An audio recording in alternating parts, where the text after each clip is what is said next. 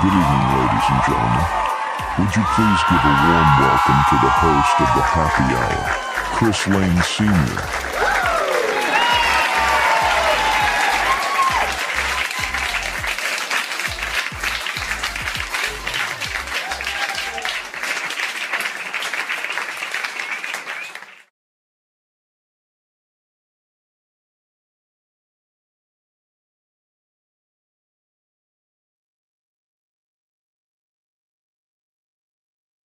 My sorry Irishman on St. Patrick's Day.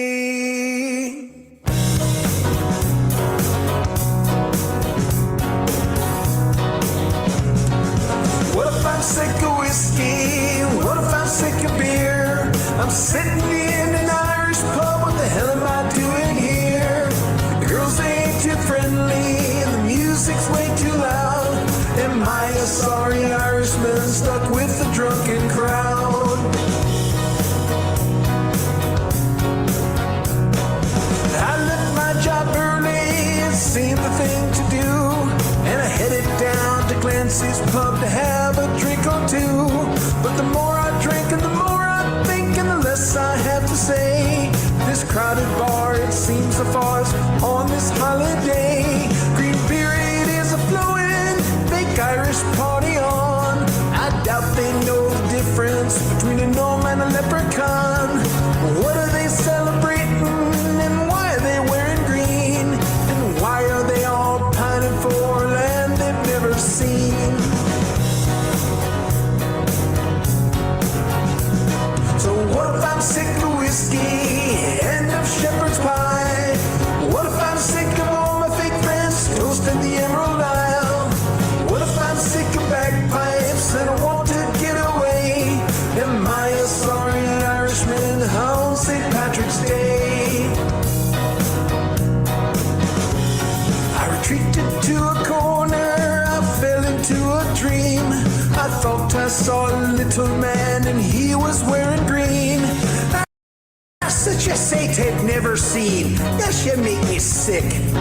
You're a sorry Irishman. I want to hit you with me stick. See, the Irish built the railroads and walked the streets as cops. Like the things the Irish gave the world, the list it never stops. We first invented whiskey and modern chemistry, and later we came up with the zinc nickel battery. Got Europe drinking chocolate and milk of magnesia. And don't forget an Irishman discovered Antarctica. I never fight an Irishman at sea. We got torpedoes and submarines. And if commies shoot your airplane, we invented injector seats. How to column still and extra stout beer. The fist is big and long. And Viagra is made in Ireland, lad, in case you want to get it on. So quit your bellyache and your sniveling little punk, and get your ass back in the bar and be a proper drunk. Now I'm never sick of whiskey and I'm never sick of beer. I'm belting out old Danny Boy and I shed a little tear. Girls, they still ain't friendly and the music's still too loud. But I'm sitting in an Irish pub cause I'm Irish and I'm proud. Yeah, I'm sitting in an Irish pub cause I'm Irish and I'm proud. I'm sitting in an Irish pub cause I'm Irish and I'm proud.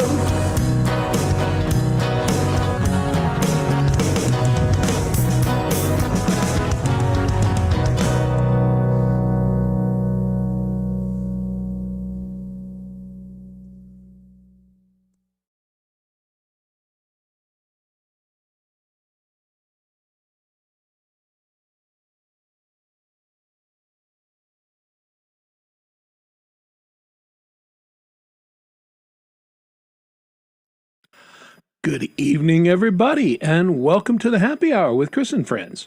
I'm Chris, and later I'll have some friends, but thanks for joining me this evening. And that was my song from a couple years ago, The Irishman's Lament, in honor of St. Patrick's Day, and that's one of the things we'll talk about tonight, is the effect of holidays and deadlines on creativity. But first, let's say hi to some people in the chat, and Let's see. Top down and bottom up. I think I went bottom up last time, so we'll go top down tonight. And first one in the chat. Oh, let's turn that stupid thing on. Ah, crap. I just realized I didn't turn off the leaderboard. I was doing really good. I went 4 weeks, but I forgot this week, I think. Maybe. I don't know. Maybe I did remember. I set the show up really early this week, unlike me normally. But everybody say hi to Frank Terzo, the birthday boy. Happy birthday to Frank. We won't talk about how old Frank is. He's not that old. He's not as old as me. But looking good, Frankie. Happy birthday, brother. And Poison Wales is here. Good to see you. And Pookin R. Good to have you with us. And I think, yeah, it's a new person. Hi, Paul. How you doing? I think you asked, what's this? Well, it's a show where I'm an independent musician. I write songs. I talk about music. I have some of my musician friends come on, and we talk about all kinds of things. Sometimes we talk about bourbon. Sometimes we talk about food. Sometimes we talk about the music and creative process, which is what we'll talk about tonight. Last week we talked about pet peeves, and part 2 tonight. I think we still have a few more pet peeves to go over, and then wherever the show takes us. So that's what we do here on Thursday nights. Thank you for joining us. I assume YouTube said, "Hey, make a friend. Come on, check this out," and that's always nice when it does that. So, and here, so there's my new, hit that like button, please, because YouTube wants you to, and therefore I want you to. And thanks for being here. And there's Coldacre. G'day to you. How are you, Coldy? Someone from down under, Hugh Caldwell. What's going on, brother? Hugh has been dialing in his setup so he can play live more often, which is nice. And let's see. Pause and Guitars, what's going on? How are you? I saw you in Jade's chat earlier. I was hanging. I actually got most of Jade's show this time, which was nice.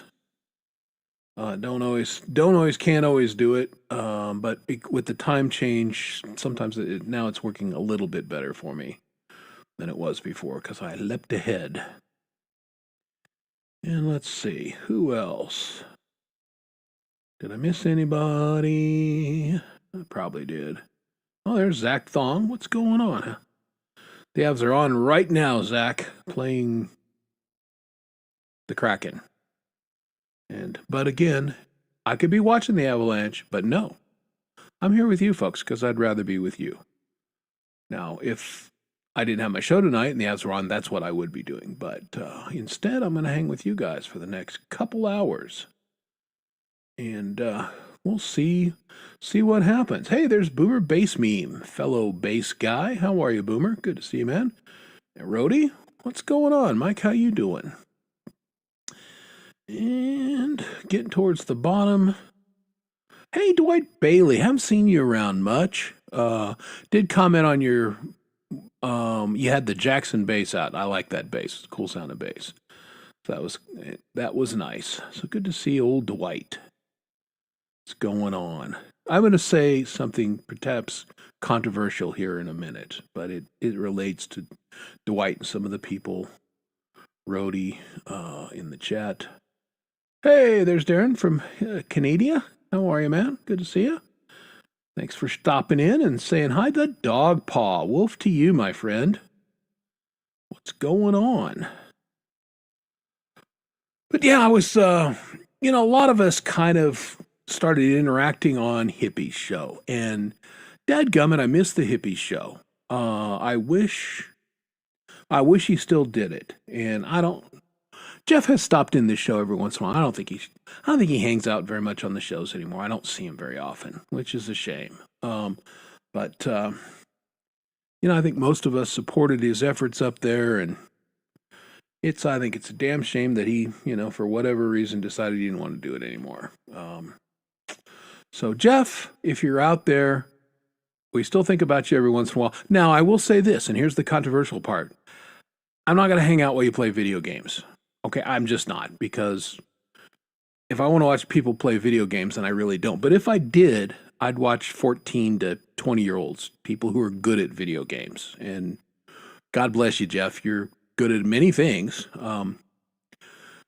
You don't impress me as a great video game player. Now, that's coming from somebody who just doesn't play video games at all. So he's certainly better than I am. I'll give him credit for that. But that's a fairly low bar to get over. So come back and do music stuff, Jeff. And then you can play video games in the interim. So there you go. I've said my piece. I'll say no more on that. But good to have everybody here. This is kind of my St. Patrick's Day show. St. Patrick's Day falls weird this year. When it's close to a weekend, that's good. But it's Tuesday next week, which is, and I'm a pretty serious Irishman, but I'm not going to go out drinking on a Tuesday. That's a school night, and no. So this is what we're gonna do, whatever Irish stuff we're gonna do tonight, which does not involve drinking either, because again, it's a school night, and I'm in the middle of a huge magazine project right now. So I've got delicious Colorado water here. Get some of that. Oh yeah. Yeah, my city's rated one of the best waters in the country. That's delicious. And I use it to brew Seattle's best medium roast coffee. This is also very good. Oh yeah, that's nice. So I'll be alternating water and coffee tonight. No whiskey. I'm sure I'll have a wee spot of whiskey on Lori's show tomorrow night, which is her Irish show. So, but that's what we're doing. Speaking of Irish people, there he is, right there. Tom, Papa Tom, what's going on? How are you? Good to see you. And for you, Rhett, I am learning in different languages how to say balls. So this week, last week we had in Spanish, huevos. This week, Italian, pela. So there you go, Rhett. I greeted you in Italian in your language, balls, pela. All right. I know Tom is Irish as well, but like me, I doubt he's sitting around drinking tonight. Now maybe he'll drink a little bit Tuesday. I don't know. I bet he'll make something good though. You guys, if you don't know, Tom was and I mean, I don't want to out the guy, but was a very successful business person, then decided, I'm going to go to culinary school, and is a fantastic pastry chef.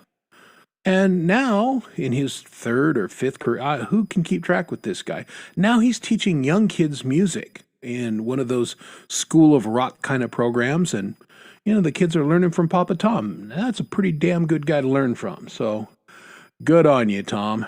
Appreciate that about you.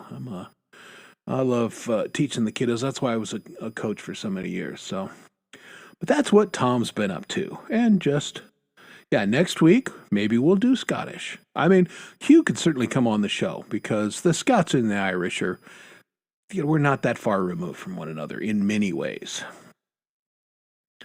All right, Sunshine Archer lurking. We'll be on her show tomorrow night and saying hi to her and that guy she hangs out with, that Anthony, I think is his name. Oh, no, wait, no, it's Pole Vault. That's who it is. Pole Vault Anthony, I get confused, but good to see everybody. Well, yeah, that's true. That goes without saying. We invented whiskey. I mean, the Scotch like to pretend they did, but they didn't. Historically, it was the Irish. And the Scotch stole it, and they do a good job. Not saying they don't, but again, we invented it. And did the Scotch invent ejector seats for jet aircraft? They did not. Do they make Viagra? They do not. Maybe haggis works the same as Viagra. I don't know. But, and that creamy pints, right? I'm going to try not to say the F word tonight. I will probably be wildly unsuccessful, but I'm going to try. When I clipped shorts last week, I had a story, and it was, I thought, an amusing story, and I'll post it later this week. But I think I dropped the F-bomb 3 times in the story. Like, do better than that. So, not that I'm opposed to bad language and I'm some kind of language virgin, but, if you don't need it to punch up the thing, don't use it. So we'll see how I do tonight. I was just thinking, though, man, if I had started a swear jar when I was 12, 13, I'd be living in a mansion, and I think I'd be set for life because compound interest is a thing. So there you go.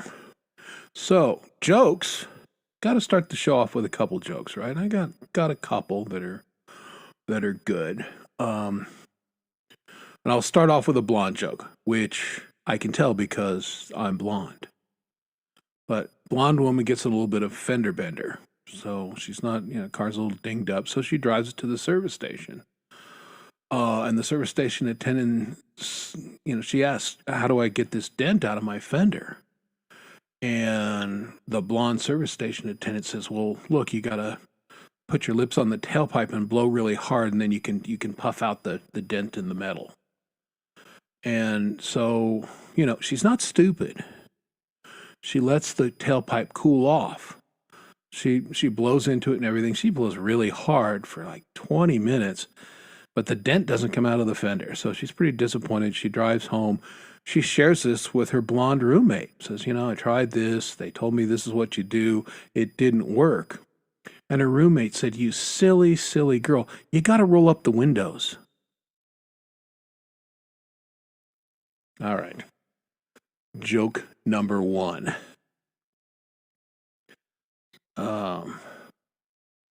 So here's another joke that I liked. Fred had been suffering from terrible headaches for like 20 years. Finally, he went to see a specialist, and after the long examination, the doctor says, well, Fred, I got good news and I got bad news. I can cure your headaches. But the bad news is you have to agree to castration. And Fred says, what? And he says, look, you have a rare condition.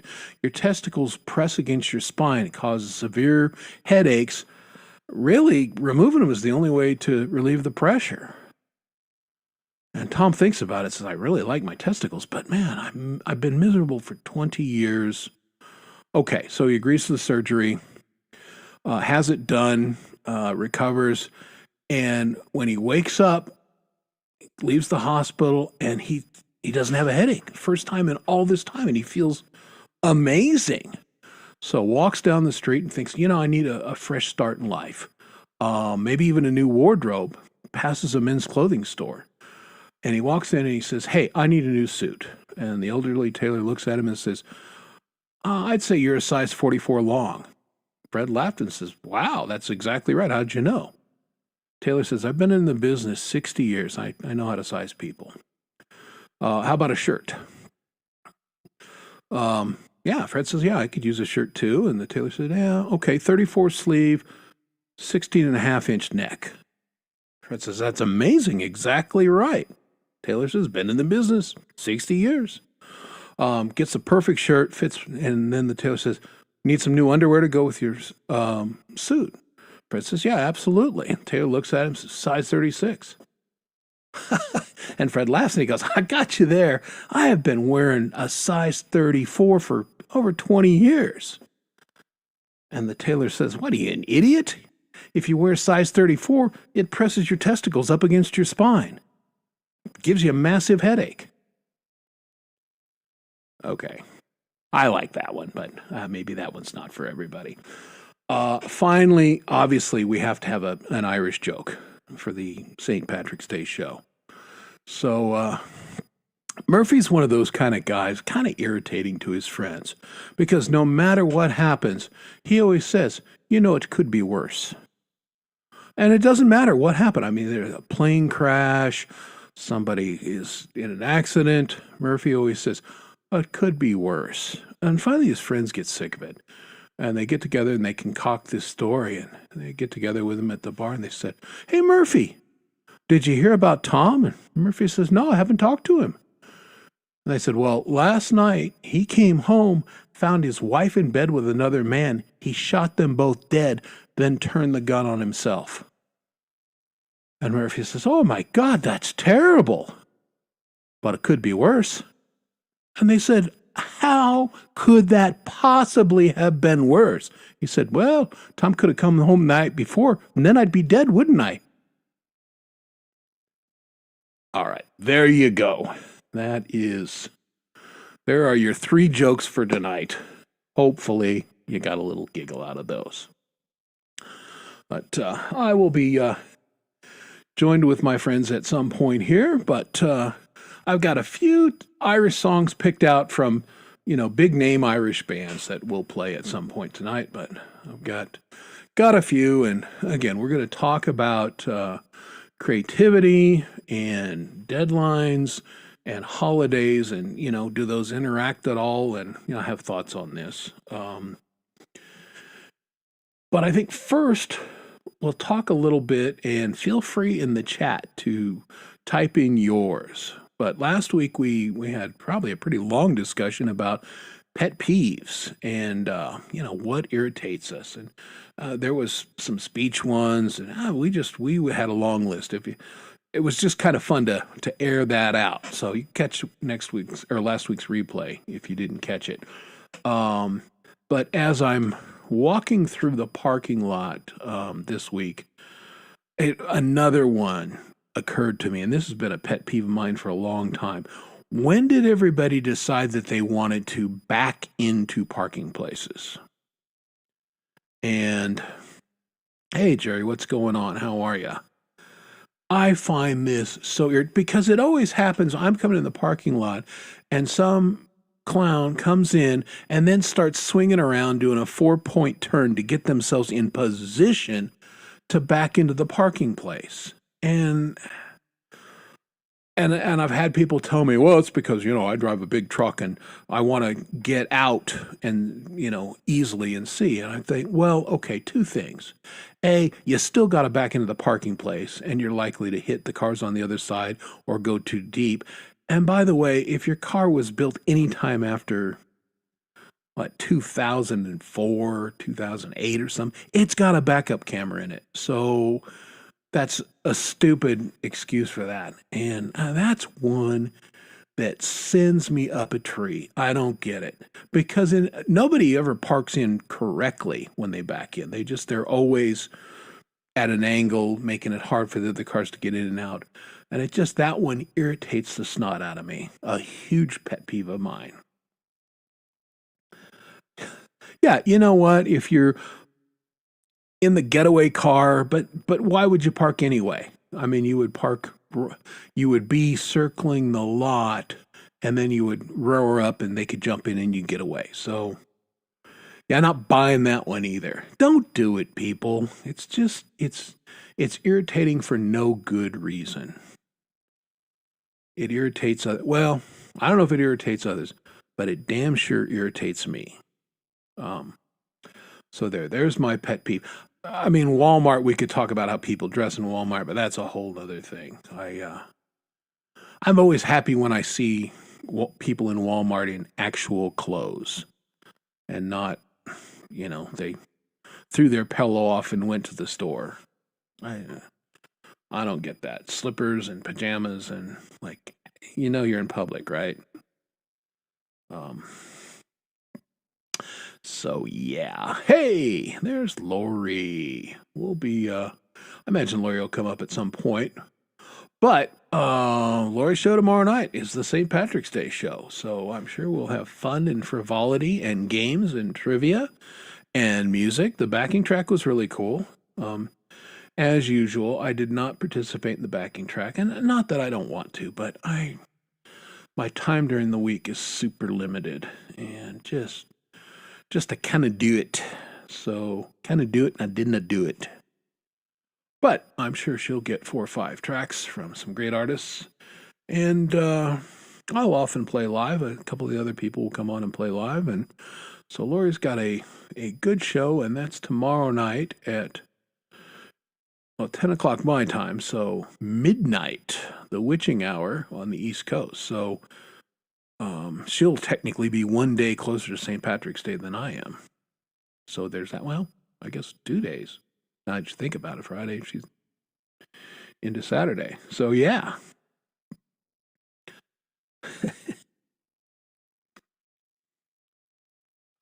I don't have to what? Oh, with the backing track. Yeah. Well, I did one and I really enjoyed it. And I've been meaning to do it ever since. And it's just, I did another one time and I didn't submit it. And I can't remember why. I think it was because I didn't have time to do a video. May have been what it was. Anyway. But yeah, here's the Friday Night Hang. Thanks for the link, Lori. So yeah, put that in your browser. Mark it now. So it's just sitting there idling, waiting for you. That's my trick. When there's a show I want to watch, I just put it in the browser and just leave it there. And as we've discussed many times, I have lots of tabs open because that's just what I do. So yeah, it obviously, for St. Patrick's Day, it's a U2 song. So, and U2 are little Irish. I remember when they first came out. Now this was, let's review because I'm old, when MTV played something called music videos. Maybe you guys know that they used to do that a long time ago. That's when the station originally came out. That's what they did. And that was before they started doing stupid reality TV shows like Jersey Shore and Teen Mother Knock Up? What? I don't know. They lost me when they quit playing music. But I mean, when U2 first came out and they were on MTV, it's like, oh wow, that's pretty powerful, pretty good stuff. And then I got over them, but I liked them. With or without you. Yeah, indeed. Yeah, well, see, this is a good place for us, baby boomers and you Gen X people right below me. We can all hang out together and, because we have a common shared experience. And unlike these idiot millennials out there, if you're an idiot millennial watching my show, awesome. Thank you. Welcome. I would have thought you would have been, taking pictures of your latte or something, but if that's true, thanks for being here. Yeah, that was a good one. I was going to play my version of it, but my recording's a little dorky. So yeah, Whiskey in the Jar is a good one. That's one of those ones. I've liked every version of that. Dublin's version is great. Thin Lizzy's version, killer. Loved it. Even Metallica's version I didn't hate. And I'm not a big Metallica fan, but yeah, I still like that one.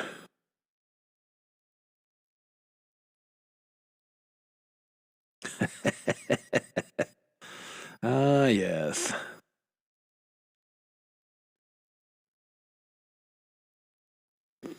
I will share one little bit because YouTube and other things feed me because I'm into music and the trivia. I've been listening to the Album Rock station on XM, and they had Knights in White Satin on. And there's a fascinating story about that. The album was basically done. This was, I'm sorry, Emerson, Lake and Palmer. But that song, and the album was basically done, and they needed one more song, like it's always the case, right?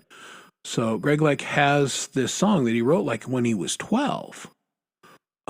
So keep this in mind when we segue later into the discussing creativity. But he goes, look, I have this song, and he played it, and they recorded it, and Emerson hated the song, really did. He thought it was trite and stupid.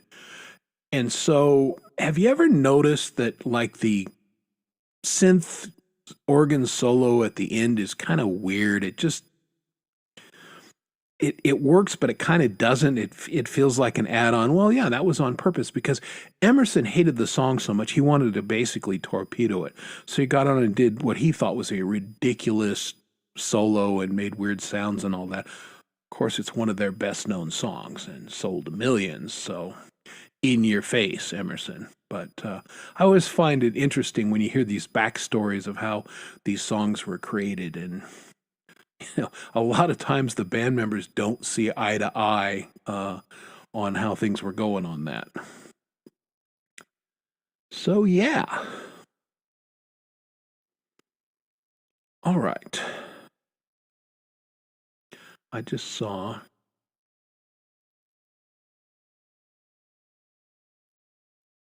Yeah, when did that become a thing? And I'm an honest man. I do it occasionally, but I do it out of peer pressure.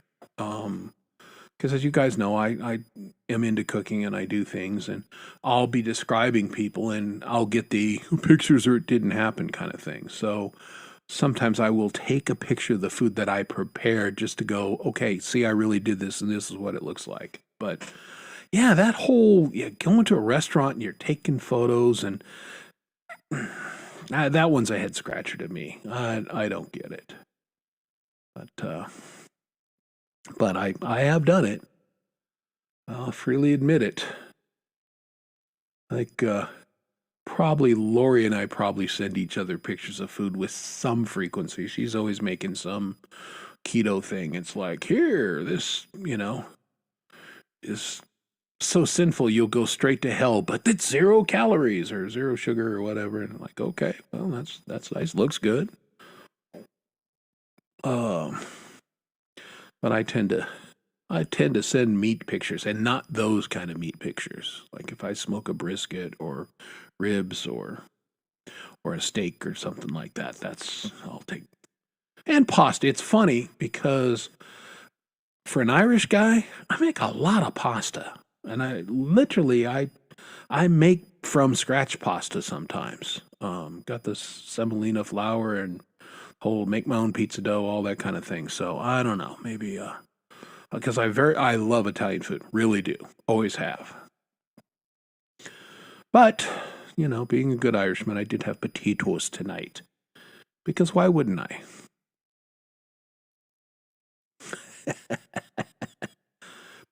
No, I am led to believe that is the real Papa Tom, not some artificial knockoff.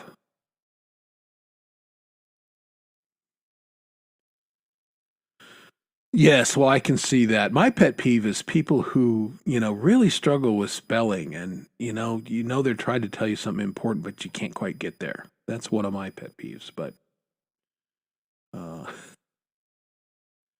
kidding, Rhett. Love Rhett. Always glad when he's in the chat.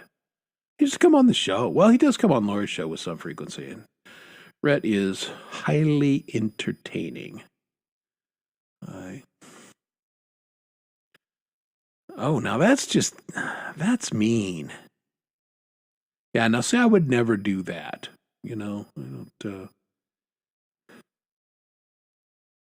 I don't send pictures of whiskeys that I find that to my friends who don't drink, because why would I do that? That's just, yeah, I don't know. I mean, I understand that Pole's diet is somewhat restrictive, but from what I've heard, it doesn't seem that bad. Oh, was that not keto? Okay.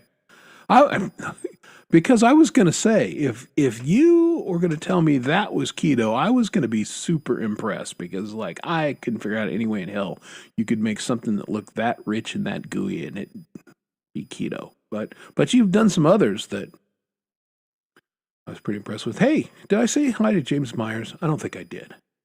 Shame on me, and a pox on my house forever. Hi, James Myers. How are you, man? Good to see you, lad.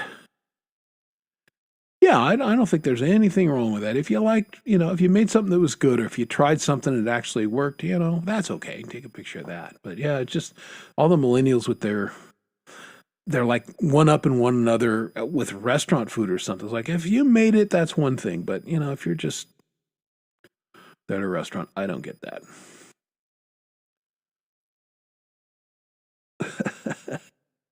Yeah, there you go. Yeah, come on, Frank, so I can wish you happy birthday, and we'll sing to you. We'll get everybody. I don't know. Frank may be one of those kind of guys that birthday's not a big. I'm kind of that dude. My birthday comes around, I'm like, that's nice. The only reason why it is fun for me is I do try and have a barbecue right at the weekend closest to my birthday, and so have friends and family over, and I make a buttload of food, and we eat, and we have a couple beverages, and that's a good time. And then if I really have a good time, then I stumble out of G-Maze and play until the booze hits me to the point where I can't remember lyrics, and then it's time to go night-nights. But I've only done that once or twice, maybe twice. Yeah, I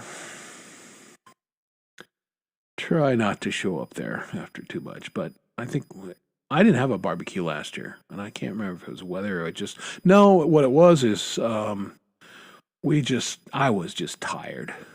Just didn't have it in me to do, and several family members were out of town. It's like, yeah, screw it, we're just not going to do it.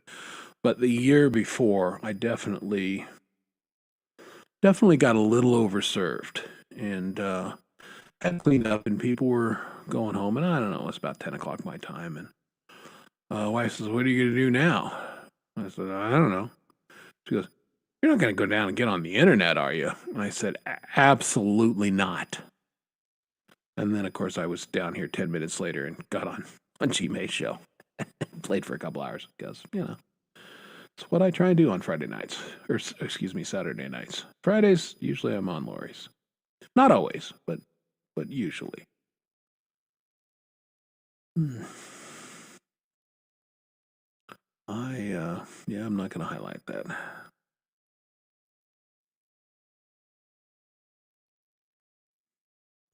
Just look there's a lot of LOLs in the comments, so I'm glad you guys are amusing one another.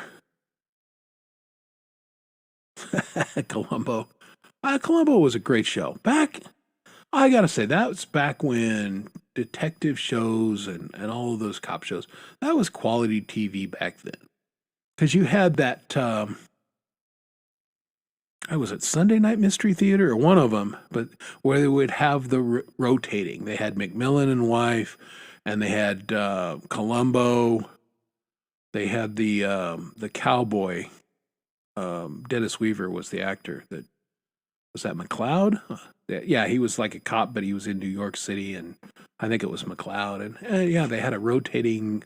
I know I'm missing one of the good shows, but yeah, it would be a different one, each, and I think it was on Sundays. Again, I was relatively, I was a kid, maybe 10 or 11.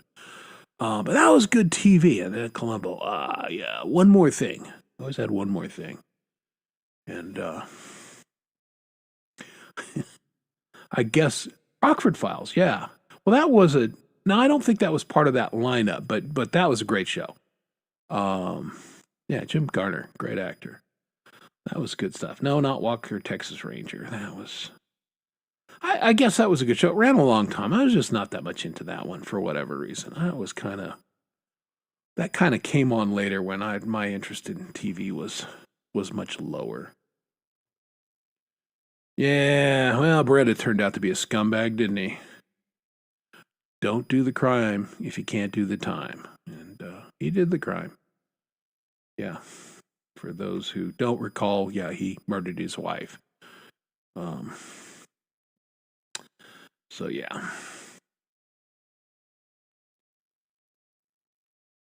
Was it Tuesday? Okay. Columbo, McMillan, McLeod. Okay, so I had all the shows right. I had the night wrong, though. Thank you, Dogpaw. A font of trivia and information, thusly, which proved very handy right here. So, thanks for that. Tuesday Mystery Theater. That's what it was. I don't know why I thought it was on Sunday. They had something special on Sunday. Because that was the NBC. it seems like in that time period, NBC had all the best shows. And, it would go back and forth. There would be times that ABC had all the best shows and NBC did. I don't know. CBS, in my mind, never did. And they had, Murder, She Wrote, and they had, was Matlock on there?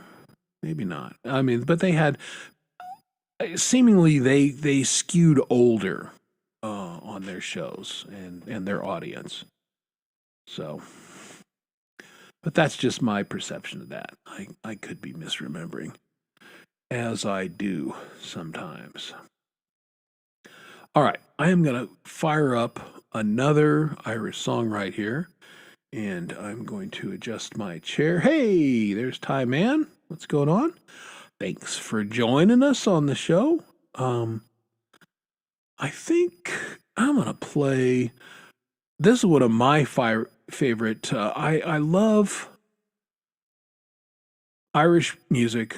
And I love punk Irish. So, Dropkick Murphys, some of those guys. Now, I won't play the Dropkick Murphys tonight because they're pretty tough on the copyright stuff. And as my favorite band, the Pogues, they hit you every time. So I'm not going to play either of those two bands tonight. I'm going to do some different ones. I'll probably still get a a strike somewhere and or a copyright claim. But new and exciting copyright claims, right? So this is a band I like a great deal, and they're out of the LA area, or they were.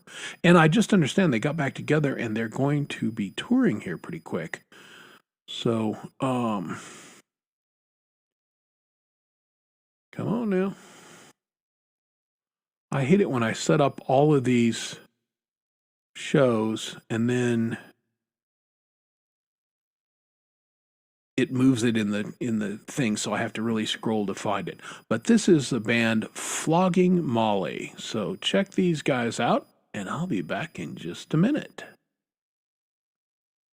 After so many years of playing this wonderful city, needless to say, this next song is going out to each and every one of you bastards here tonight, all right? It's a song of friendship, and it goes a little bit like this.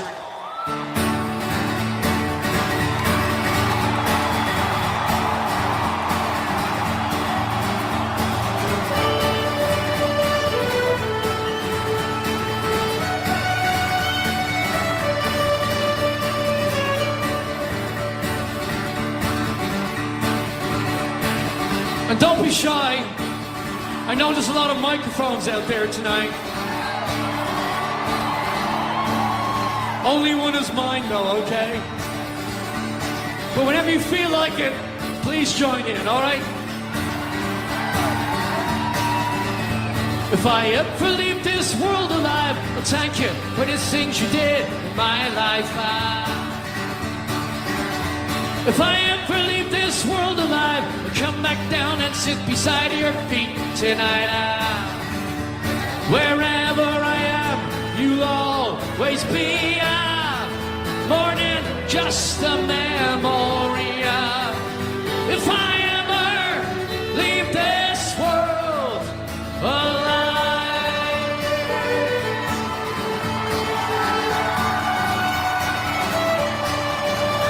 if I ever leave this world alive, take on all the sadness that I left behind.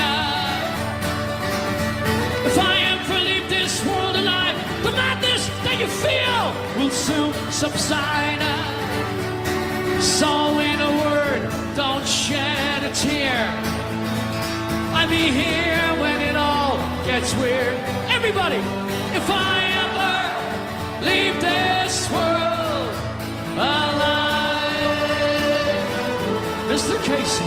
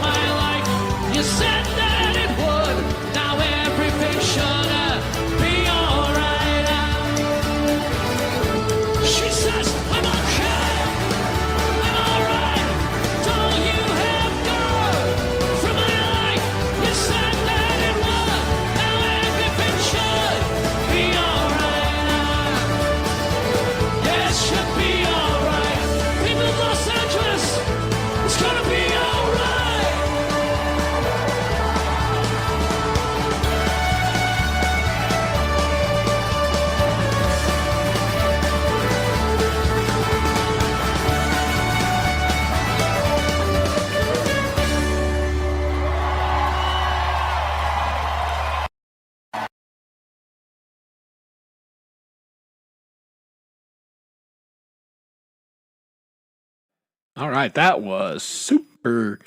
Yeah, I dig those guys a lot. Always have. So, and as I was going to mention that, but Dogpaw beat me to it. You bastard.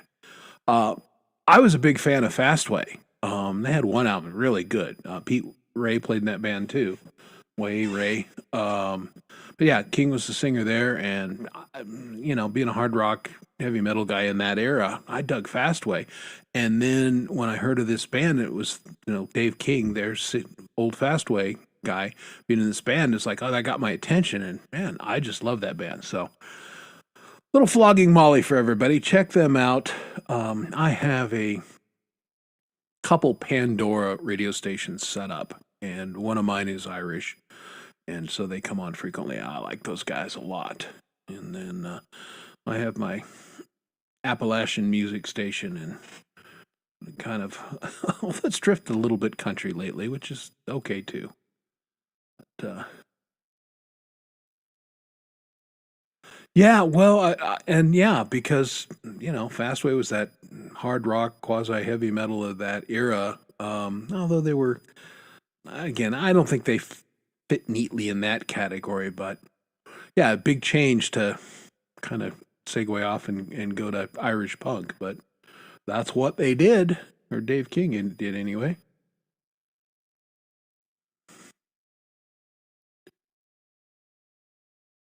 Oh, always looking out for me, aren't you, Coldacre? I appreciate it. Let me go retrieve that right now.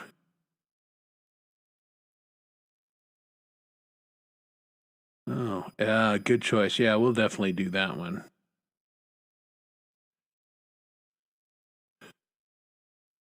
But gotta play the ad and all that stuff. And I know I froze because I went to a different screen because this program sucks. I don't know why it does that, but it does. So thank you for that. Well, so let's talk about, before some of my guests arrive, and I'm assuming I'm going to have some guests tonight, but you know what? If not, can I talk for 3 hours? Yes. Yes, I can. I've done it before. But one of the topics I wanted to talk about is creativity, and do deadlines impact your creativity, or holidays? And I'll set this up by saying, did you guys catch Jade's show today with Brad Example? And they did the odd couple rant, as Jade does sometimes, done it a couple times with Brad, has done it with Pete Johns. And I thought today's was particularly good in that they were talking about mindset reset. And this plays into the creative process. But Jade had done another show, rant, I think 2 weeks ago, where I really talked about songwriting and song production. And she made some statements in there that some of them I agreed with 100%, and other ones, they didn't match my personal experience. But they talked a lot about today about, getting in the right creative mindset. And I'll just start my premise with, if we're here, I'm just going to say right out of the blocks, you're a creative person, right? For myself personally, musician, right? I publish books and magazines, and I edit, I do the graphics. So that's that creative thing. But of course, deadlines. One of the magazines I edit is on a very strict schedule. It comes out every other month, and it's come out every other month for 51 years. So up to me to not screw that up. So deadlines are a real thing with me. And so that's just my life. And if you're in publishing, you have deadlines. It's just how it works. Most of us have work deadlines. My wife, being a CFO or a controller of a corporation, she's got deadlines for tax filings. And, many people don't realize, April 15th is your personal tax thing, but corporations have to file by March 15th. So that one's passed, and then you've got to have audited financials, et cetera, et cetera. So her life is very much dictated by deadlines as well. So that's the kind of the calendar we live by. And I have found personally that, and I went back and looked at my song catalog, and I've got over 20 original songs that I've done since 2001. And of those 22, 23, however many it is, it's a couple more than 20, I can say that 10, maybe as many as 13 of them came about because I had a deadline of some sort. Self-imposed deadline, a deadline that's dictated by holiday. Dom and I have done a couple Christmas songs together. Obviously, you got to do that before Christmas, right? The song that I opened the show with, The Irishman's Lament. Obviously, I had to get that done before St. Patrick's Day. And I've done some covers too, kind of the same thing. They were either Christmas cover or St. Patrick's Day or whatever. But there was a holiday associated that gave me a hard deadline. And if you guys have been in project management at all, you know that if the job has to be done on this date, then you start backing things up. So, okay, if it's due on this date, how long does it take me to make the video? How long does it take me to master the song? How long does it take me to record the song? How long does it take me, et cetera, et cetera. And so you work your way back. And, but again, for me personally, I've been on every Music for Life album so far, and it's wholly and solely because there was a hard deadline. And I wanted to be on the album, and I had a deadline of which I had to create something. And the first was funny because the first album, hey Rhett, be well. Yeah, the talk deadline, 6 years. The first album, I didn't think I was going to make it. And then literally 2 weeks before the deadline, the song came down, I got it recorded, got on there.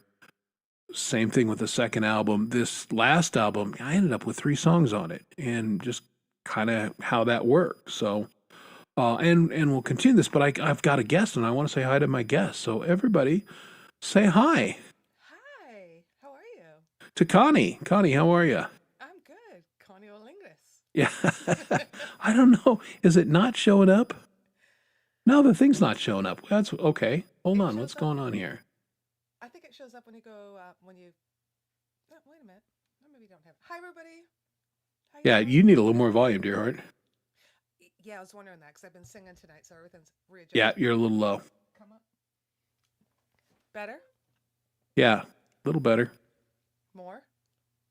Yeah, always more. More? Yeah, we need more Lori. Okay, now something has changed because yeah, our little things aren't showing up. Hi, Tom. Hi, Papa Tom. Let's see what's going on here. First of all, I keep telling you, you have to make. Ooh, That was crunchy. that's me. That's me. I'm crunchy. Yeah. Ooh. You Yay, have to make crunchy. this in dark mode. I hate the white mode. Yeah, that's on your end. I'm in dark mode. Really? Yeah, really. When I go on Frank's, when I go on mine, it's all in dark mode. That's dark on mine, hon. Let me check my settings here. What can I tell you? Better? Yes, there you go. Too loud? I don't think so. No, you seem even with me now. Okay. I had to, because I have earphones in, Yes. check off automatically adjust. Yeah. Oh, that stuff sucks. Yeah. What is up? Not much. Just here, having my kind of pre-St. Patrick's. Again, the holiday falls weird this year, so I'm not doing what I would normally do, which is have some beverages and tell limericks but Yeah, is it a Tuesday? yeah, it's Tuesday this week or this year. It's just, that's stupid. Middle of the That's why, holiday like, weeks suck. you're doing it tonight. I'm doing it Friday, because it's like we don't go live on a Tuesday, so we have to do it before the holiday. Just like Yeah. birthdays that we celebrate, do it beforehand. You got to do it beforehand. Afterwards, it's like, the horse is out of the barn. Why do that? Makes no sense. Yeah. Listen, I'm a mess today. Okay. Oh, no. He's like the puffball. I'm experimenting. I got to get my hair done next week, but I'm Okay. experimenting with bangs, which I can never do bangs. I just have too much curly hair I see. for it to survive. I'm still quiet, Les. Hi, Les. Okay. Well, it wouldn't hurt to go up. I don't think. Damn. All right, let's see. All right. I'm cranked there. Yeah. Let me check you. This is why I don't use earphones, because every time I do, it's like I have my meter all the way up. Yeah. Well, again, don't be How's confused. this? That's more better. Well, I don't want it in the image, though. Yeah. Well, I mean, you can see my mic. It doesn't matter. Okay. Yeah. Let me know. Better? Better? It's like we're at the eye doctor. Better or worse? How about number one? Dude, I was Two. just there because, my eyes were like killing me last week. Yes. I had my annual checkup anyhow, but they wouldn't give me my annual checkup because I had this thing going on. They're like, we're not going to like give you the eyesight chart until we clear up what's going on in your eyes right now. They Right. gave me steroid shots. But then I went back 3 days later and yeah, Gary and I were laughing about it because like 1 or 2, Yeah. A or B. I'm like, they're all fucking blurry. Yeah, they all blurry. suck. They're all blurry. Yeah, I'm experiencing that quite a bit. Yeah. Well, you had a Yeah, hard yay. time with the steroids and all that, but Yeah, well, I mean, I thank God for the steroids. They gave me my vision back and quit the droopy eye thing. But in the interim, my eyesight had deteriorated. Again, I had 2015 vision my entire life. I could see everything. dude, we're old. Yeah. And I didn't think that, and I didn't feel that until last year. It's like, okay, yep, my warranty has expired. Yeah. There's little doubt about it. Well, they always ask you the same question, or they do for me anyhow. They're like, do you feel like your eyesight has changed? I said, listen, I'm getting older. Yes. I said, I have to wear my readers even to eat dinner because I can't see where my fork is. Right. The only time I don't need my readers is now because I'm a little far away and driving. And they're like, oh, let's check out your eye stress level. I'm like, no, it's age. Yeah. It's what happened. Okay, here we go. Am I? Yeah. Jerry wants me to eat the mic. Am I still quiet? I don't think you're not to my ear. Okay. Jerry, maybe you're deaf, Doesn't bro. matter what you think. It matters what Well, I know. It's all about the audience. Dun, dun, dun, dun, dun, dun, dun, dun, dun. Damn, I don't know what else to do. It's cranked. I mean, I can Yeah, take it's these out. fine. Just stay on mic. You're fine. Okay. Yeah. Stay on earphones, you mean? Well, stay on earphones and just, if you turn your head, that's not going to work. But if you stay facing your mic, it's going to be good. Okay. Let's talk about pet peeves. Let's And do that. I talked about this the last time. Fucking setups. I try to improve and nothing improves it. It's like, Yeah, I am familiar with that. I mean, I went through a period where I was super frustrated. Yeah. Again, it didn't matter what I did. It didn't get better, and it turned out to be an equipment limitation. It was a combination of I didn't have enough internet speed. Well, I solved that. That was cranking now. good, and then found out that my old computer was struggling on some levels. And, once I upped my internet and replaced my computer, now things work quite well. But, I went through a period there where I was trying different DAWs. I was trying everything I could think of and for very minimal improvements. I just saw your name. That's why I'm smiling. Yeah. Yeah, well, that's the names we're displaying, and that these are Now our you see the Irish names. names. Yeah. Well, I think you look and sound much better than ever. So I don't know what. Yeah, We well, still have an it's issue. the combination of the new computer and allowed me to dial things in and for them the things I was doing to actually have effect. The sound card on my old Mac was going out. And so it was just was not doing all the things that it was supposed to do. Well, I had major issues that we talked about, and it, everything crashed when the power went out, and I fixed that. And Yeah. then I figured out my connection wasn't to a box that could handle the gigs or whatever that Verizon has given me. Mm-hmm. Fixed all that, and all of a sudden this week, I keep getting a pop up, memory low, CPU low, and I'm like, I cleared everything out. Hmm. So, like you guys have said to me, maybe it's my computer's just getting old. I don't know. Yeah. At some point they just they get kind of beat up and they just can't do their job anymore. Well, I mean, I'm clearing shit out, but not helping. Yeah, well, I played that game and everything, and I ran my Hi, old Alice. Mac Yeah. as hard as you could run a Mac. But my repair guy, and I have a great Mac guy here in town. Repair guy. Okay. Yeah, well, again, it's my business. I have to have stuff that works. And the last time he repaired it, he said, "Bro, you're living on borrowed time here." He was able to upgrade it past a system that technically it shouldn't have been able to even run because of the hardware. But he says this is going to work, and it did, and it helped on some levels. But it also pointed out that it was getting tired, and So you use the same computer for work as you do for YouTube yeah, that's fun? I absolutely. I No, it's all, because for me, work and fun are very intertwined.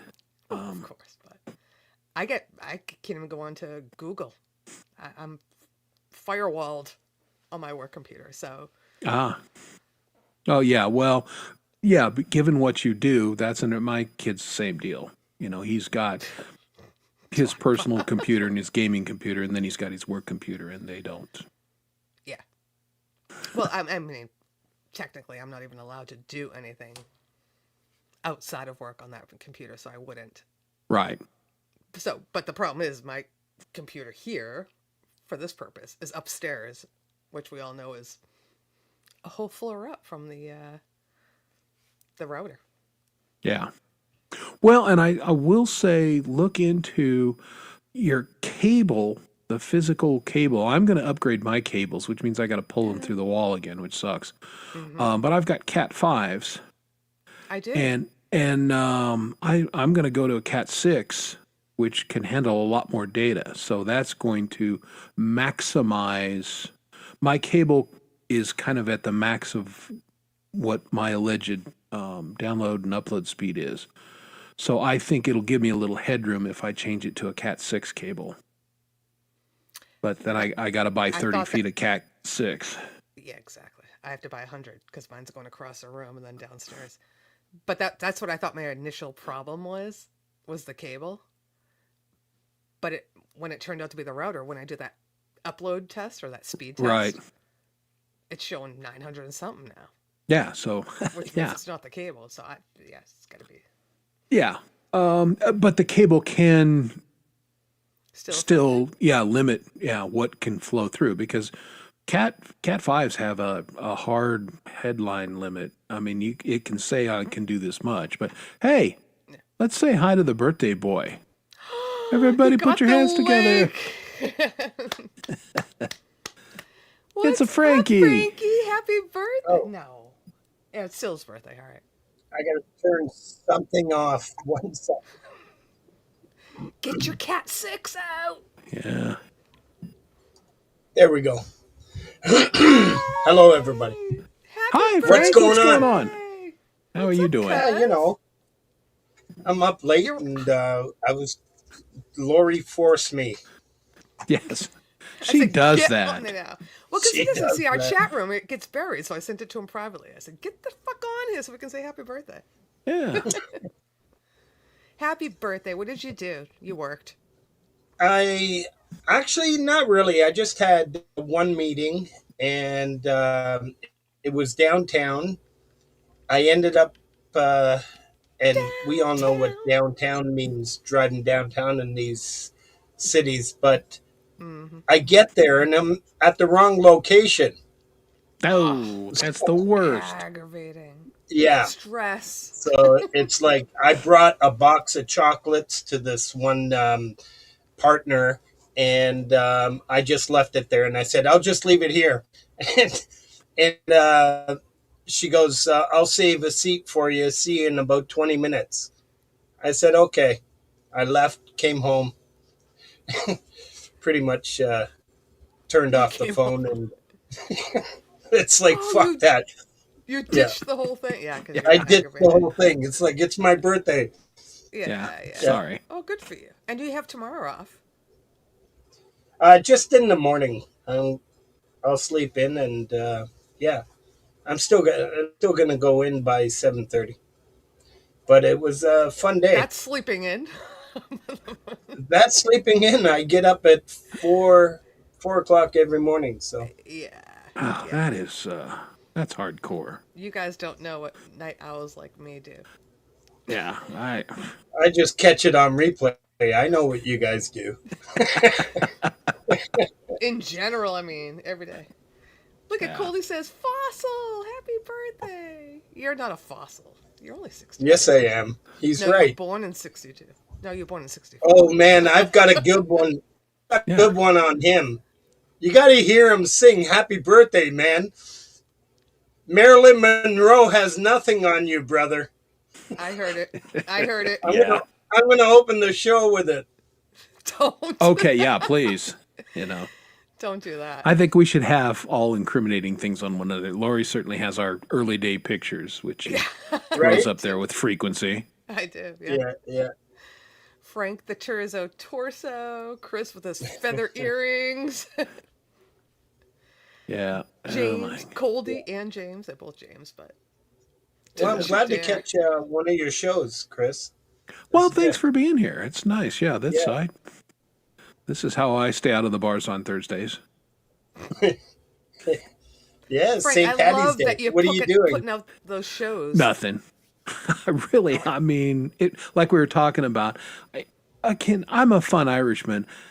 I don't drink on a school night. That doesn't happen. So, Tuesday, St. Patrick's, I'm doing nothing. John, hi, Mountain Man. Yeah. What? Not You gonna. gotta make an exception. What if Christmas Eve is on a Tuesday? Well, Christmas is You're not gonna have Christmas. Kahlua? Yeah, Christmas is Christmas, and you do have days off and things. But Yeah, true. I work for a living, and like many of us do, and so I'm not going to be out partying it up on Tuesday. I love your shirt, I'll have a bourbon. drink bourbon, avoid morons. Ah. Yeah, That's a good motto. The streets of Toronto will be filled on Sunday. We have the big parade, and it's quite an event here. Yeah. Yeah, Denver has a big celebration too. But like you, I don't want to go downtown. I don't want to do that. Hey, look at this. Hey. Oogie McDougal. Oogie McDougal. Welcome, March lad. Birthday. What's How up, do you Oogie change your name? McDougal? I'm wearing a special hat. Happy birthday, Frank. Hey! All right. I almost forgot. Yeah. Holy shit. But I can't do it look with at my this. puff. Look at that. Yeah, Ka-ching. I got to I'm check my sorry. account. Yeah, you're rich. I don't have a Terzo hat, but in fairness, I don't sold have anybody's two. hat. Yeah. I don't wear hats. I Yeah. can leave you a hat on. Yeah, now I have a $100 cowboy hat, which I wear twice a year, maybe. Dougie, happy belated. Another match. Yeah, he's another birthday guy. A couple days Yeah, ago. so you're another Pisces? I Oh, am. The horoscopes. As Pisces, we have to stick together, I love it.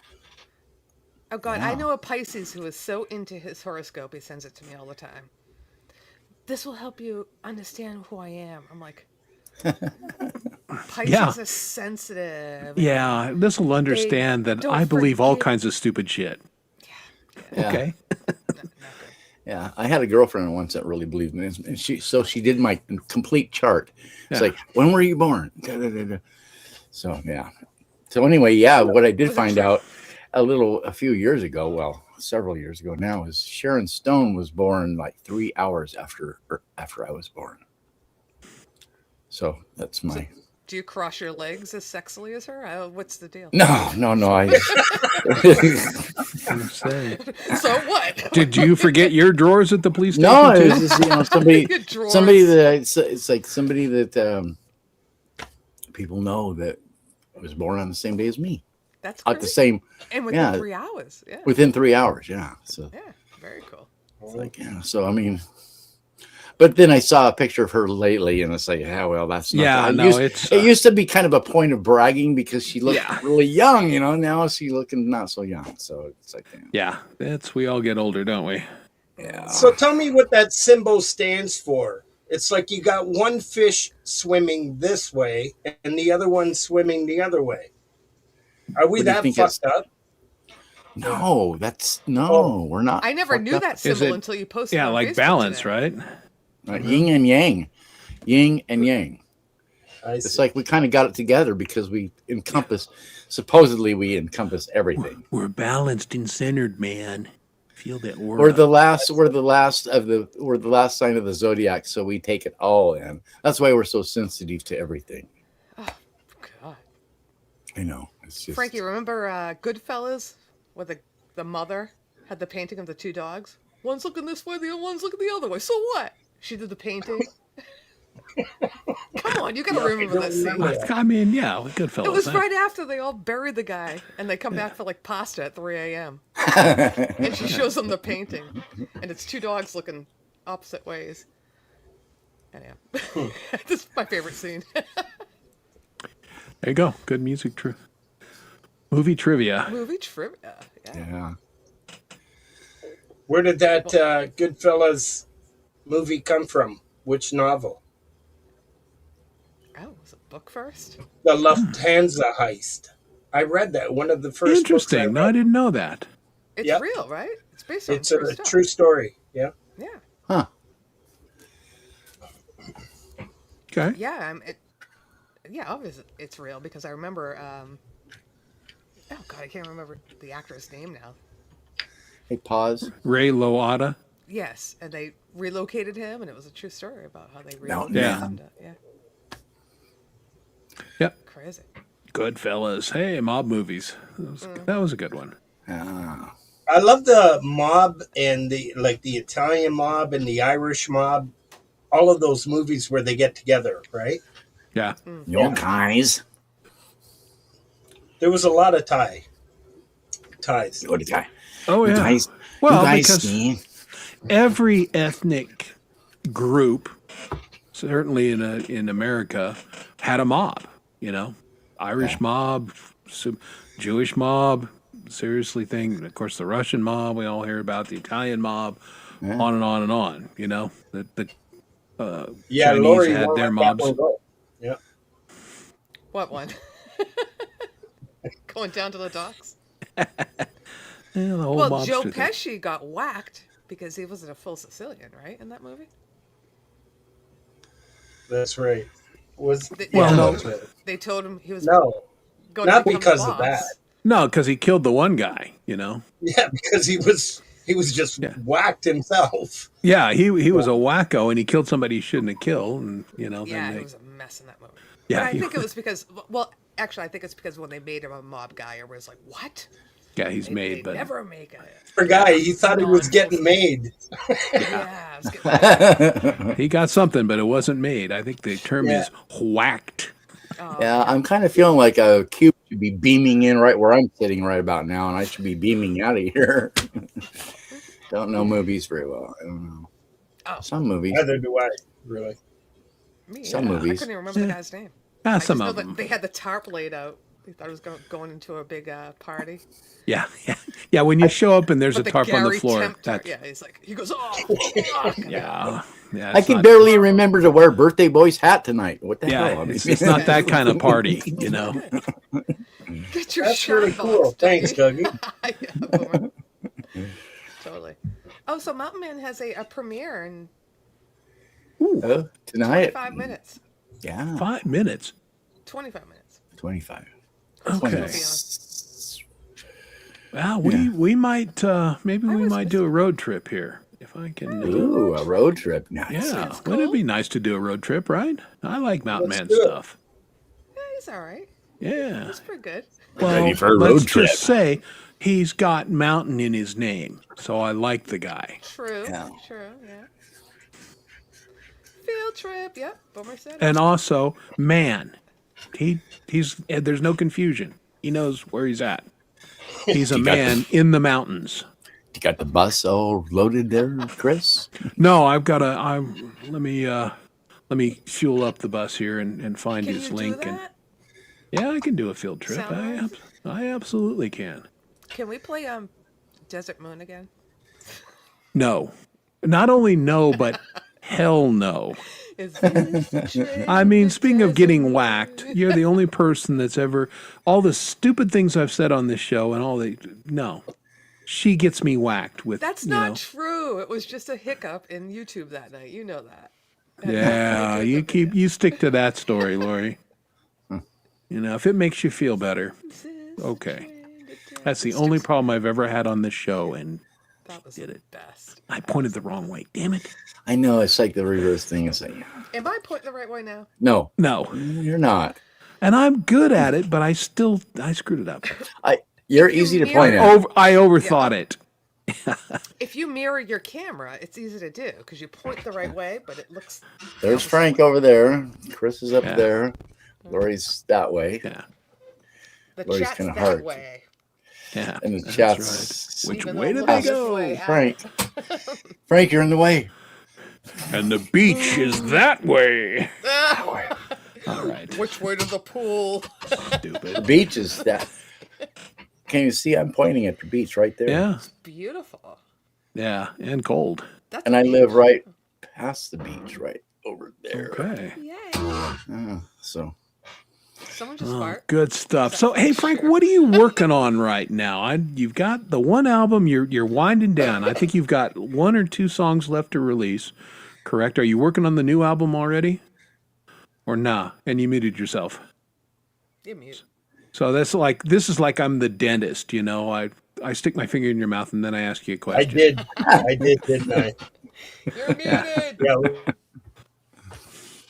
I All was right. trying something, talking into the TV. I was chatting with Ron Ward earlier, and Yay, Ron on Monday. Yep. yeah, we were talking about how difficult it is to make videos. I released that album in the Terzo album, 2 years ago now? And I've got one more song I got to complete a video for. It's like, I don't even know where to start. The next album is pretty much ready. I screwed up the last 3 songs just with some collaborations, and I thought I had this and I thought I needed that, and just everything got mixed up. But it's ready to go. But I still have to finish this one more video, and I suck at them. Yeah. You want help? I'll help you. I think Yeah. you're good at videos. yeah, I was talking to Ron. I was talking to Ron last night until I finally said I got to go to bed. We were talking. We probably talked for about 2 hours. Yeah, Ron's face chatty. thing. Yeah. Yeah, he loves you, Dougie, and Coldy and Lori. He loves kept me? He mentioning. thinks I'm an asshole, but Right? No, he Let you loves out, everybody. Chris. I'm just saying, No, in the I know. conversations he mentioned no, you guys. Ron does love everybody. I have so He's much been on the fun show before as a guest. watching his Yeah. YouTube stuff. I mean, he's huge on TikTok in Yeah. Vietnam. Yeah. He's got, like, millions Which of I don't. He I don't looks either. so good, man. Holy Yeah. shit. He's 65. Well, he's got a really good diet, and you know he. He eats fish heads. And he only gets Wow. bitten by monkeys every 6 months and has to Yeah. go through that vaccination program. So I mean, it's all good, you know. Well, and I And think attacked he. by lizards, apparently. Yeah. Listen, retired, Yeah. living in a country where everything's like probably a fourth of the price of the U.S. Yeah.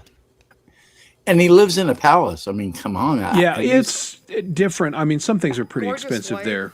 comparatively, but you know, you walk down the street, you get all these fresh food vendors and everything, and he's I think Ron enjoyed beverages, maybe even a little to excess at one point, and I know he's not a drinker anymore, and I think No, he's between not. that and changing his diet a little bit, Yeah. he's looking pretty good and pretty Yeah. healthy.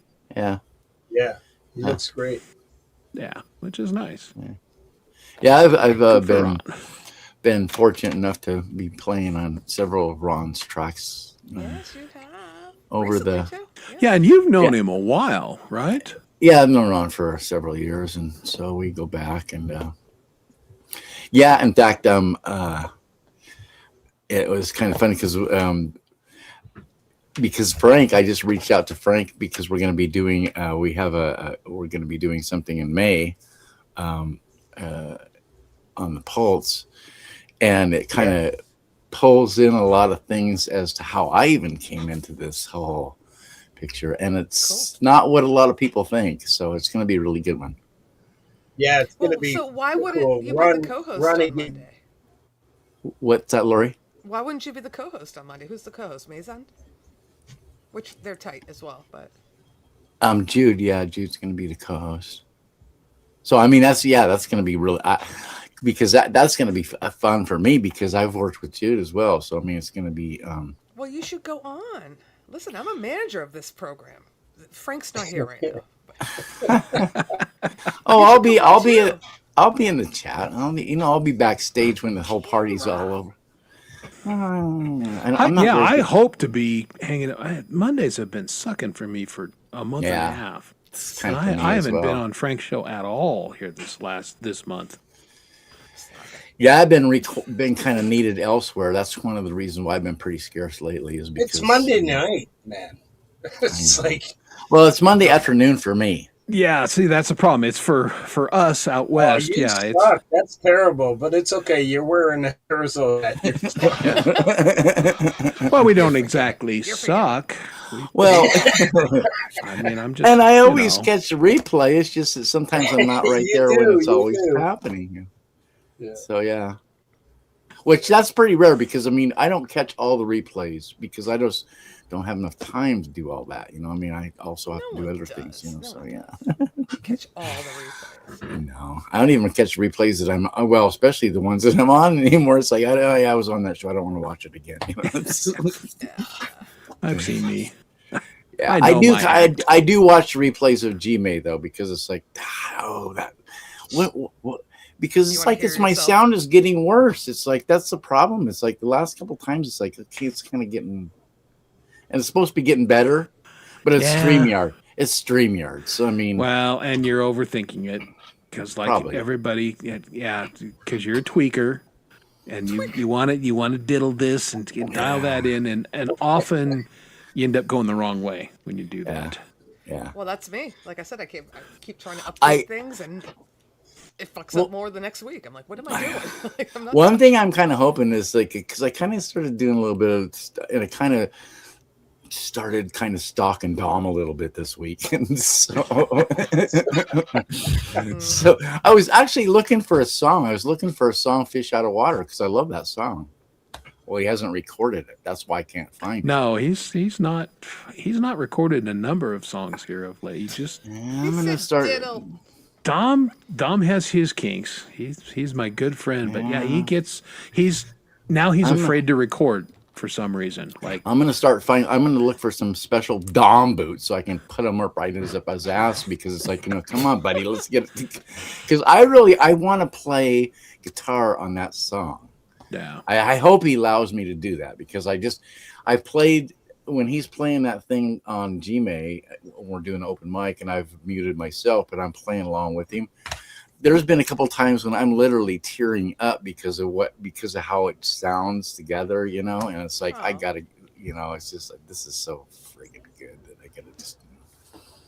Yeah, I tear up occasionally when he plays that song, but it's because I made a mistake and I looked at him. I love you, Dom. Yeah. And again, if I wasn't busting his balls or his pillows, you wouldn't be friends. No, we wouldn't be friends. Yeah. That's his Yeah. love language for me to Right. tell him that he sucks. Yeah. Yeah. No. Well, I we love all that guy. know he gets really uncomfortable when you tell him he's good. Oh yeah. Yeah, I No, he know. can't handle it. I know. Dom sucks. I mean, there's just no. Yeah, Dom is Dom. God bless his pointed little head. All right. Well, so you gotta get one video done there, Frank, and then we can get the new music. Not that we're in a hurry, because that last album was friggin' great. I mean, it doesn't Yeah. even use 2 years. Doesn't seem like seems like it came out like 6 months ago. You know, it still feels very new and fresh to me. But you're probably. Yeah. Do you guys find you get tired of your own crap and go, hey, me, I don't even want to hear this anymore? No, I wouldn't be. I wouldn't be good. writing it if I was tired of it. But this next one is going to be slightly different. It's got a really nice mixture. I don't even know how to lay it out. JJ's going to kind of, I don't know, put the order of songs together. Yeah, it just bounces from. It's got a mixture from the first album, which was, in my opinion, a little bit overproduced, to the second album, which was kind of a wider type of production. The third album was a few acoustics in it, so I think it's got a nice mixture of, but I just don't know how to lay it out. I'm listening to the songs and yeah, so Yeah, that I'm could always- be good to call people. I'm always into. impressed with what this guy does here. I mean, Yeah. amazing songwriter, Frank. Great You are songwriter. That's just Such it. an amazing songwriter, really. And the bottom line, you all know, I insulate myself with like some pretty good artists that help me out in studio, and yeah, well, it's, Ain't nothing wrong with that. I mean, it's good. Absolutely not. We got all this live footage of you from. yeah. Well, you Live, and it's you freaking surround yourself. awesome. You surround yourself with musicians that are worthy of the material that you write. That's the beauty of it. It's awesome. Yeah. that's cool. Thank you. Yeah, I agree with Doug on that. And it's great to play with people who get you and Yeah. can kind of deliver what you hear in your head. Or what's even better is if you don't have a clear concept and you go, show me what you got. Let's, how does this song hit you? And Yeah. I've been personally fairly successful giving that to people that I've worked with, and they've delivered the goods. Yeah, Hey, the that's melody, the melody is important. Like Well, that's it. Yeah. structure, like Absolutely. yeah, that's kind of tough to deliver when you're Ew. Yay. you. Huey. Hi, folks. Hey, what's going on? How are you? I'm all right. Now, Frank, not just the melody though. You've got great choruses. You've got great hooks. Like all Yeah. your songs just grab you. So. Well, and that's the thing, Yeah. and that's what gives other musicians things that they go, okay, I can put my fingers around this, and I can add little embellishments. But yeah, if the song's no good, you know what are you what? gonna do? If I can give a tip, a lot of my songs that are released, the one comment that stands out that it seems to happen a lot. It sounds like a song I've heard, and sounds like something I wish I would have written, and Yeah. I think that comes That's from great. it's just all the music I've heard all my life, Yeah. and you bring it into your music and your style of writing, the phrasing, um and it's pretty much like the chord progressions, they never change, they're all the same. Yeah. I can write 15 songs on a chord progression from D to A to B minor to E. I can sit there and write 20, 30 Yeah. songs. We all Exactly. can, right? Could you teach me that right now? If I went up to the keyboard, could you say play this? Because I saw a YouTube. Actually, it was like I don't know what it was, a tutorial where it gave you 3 chords, and there was about 25 or whatever, making up the number, different songs that fit Yeah. into that. Like it was a Journey Yeah. song, it was an Yeah. Aerosmith Knocking song. on it was Heaven's Door. Yeah. Like Right, so Oh, knocking yeah. on Heaven's chords. Door. Try that. Yeah, yeah. You know, I'm sure I can't think of the songs right now, but if you But grab still, your guitar, songs are unique. I mean, They're there's not- there's only like 4 chords. You got G, A minor, C, Good night, D. Papa. That's it, pretty much. Papa Unless Yeah. there's another chord that I'm not thinking of, but and there's a jillion songs that use those chords, right? Yeah. Yeah. Well, that's you where think, the melody comes in. Right. Yeah. Yeah. yeah. Exactly. Yeah. Well, Western scale, we got 12 notes. There is a finite number of combinations. Yeah. And Hi, it's just, Screech. adding your own melody and your own little twist on that's what makes it memorable and sticks in people's head. Yeah.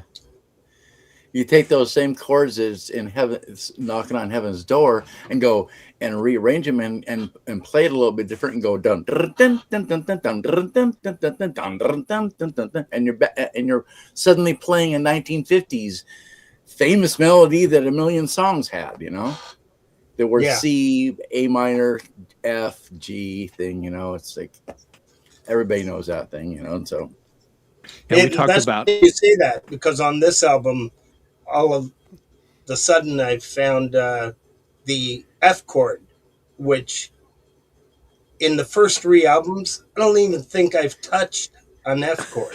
interesting. oh really? It's just We all have our faves, don't we? It's kind of funny. No, it just happens that, wow, this sounds pretty cool. I almost forgot it existed. So Well, too, and another thing too is like a lot of songs I write, I use F because I love that chord, but I play it a little bit differently in different voicings in a lot of different ways. That it's like because it's a chord that most guitar players avoid, right? And if I'm playing cowboy F, I can't play it because of my hands. But so I've learned cheat ways of playing F.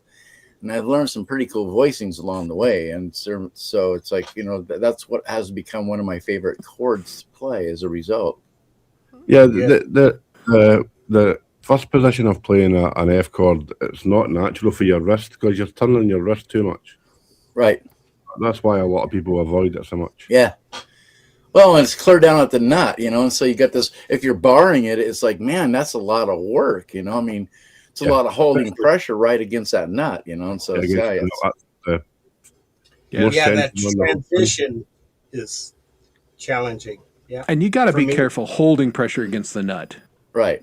I mean, we heard that. I wasn't going to say anything, Chris, but that's the only thing I understood. Out of It's this my show, and I'm conversation. definitely going to work that joke in.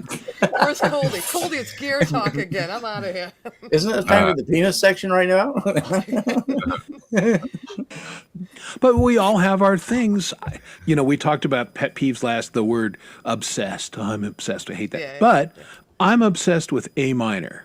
Oh, you have And to. A minor and F are very good friends. So I play those Absolutely. a lot. I love those two. I mean, anything And they're that's very good squared. for my vocal range. So Dog Pie had to approve your comment as a moderator.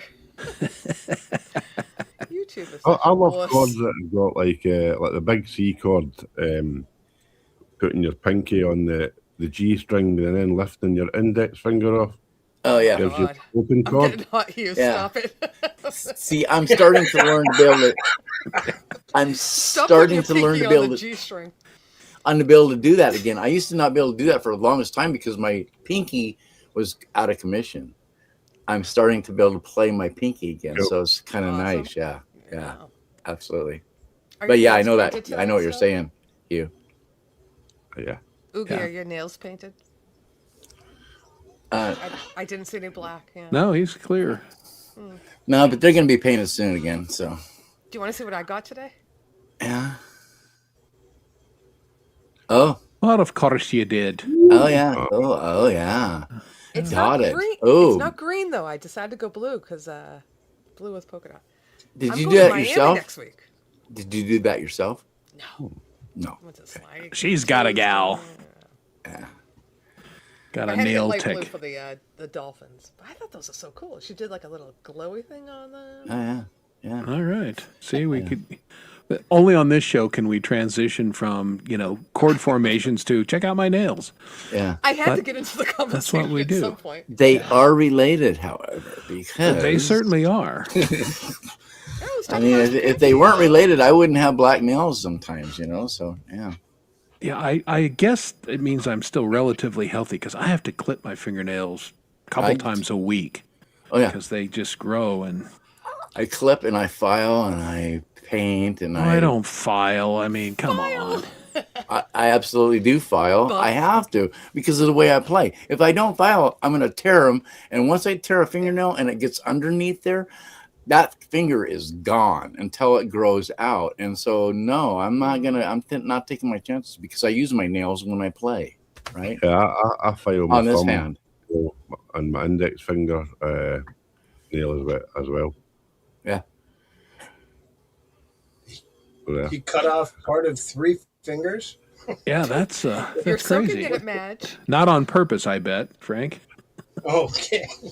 Yeah, I think it was probably, got a little close on the table saw. Yeah. I was going to say miter saw. Yeah.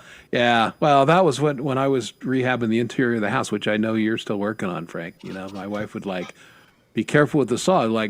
Yeah, I kind of need these. Trust me, I'm going to be really careful. Yeah, exactly. And yeah, I had the chicken sticks and everything else. I wasn't gonna get a kickback on the table saw and lose my thumb or something. I do not like saws. Don't like them. My cousin had a circular saw, and he's like a contractor, and he drinks and he works at the same time. He drinks and he works. That's a good carpenter. And uses Yeah. a saw. That's not a good combination. Well, exactly. And this is my point is because he's using circular saw, and he's like, and that you can change the depth on him, and he's cutting through some lumber, and he's like, I wonder if I got the depth far enough down. So what's he do is he's cutting, reaches down to see if he's getting, cuts his fingers off. Cuts his fucking fingers off. What a fucking idiot. Sorry. No, I shouldn't be using that language on the show, but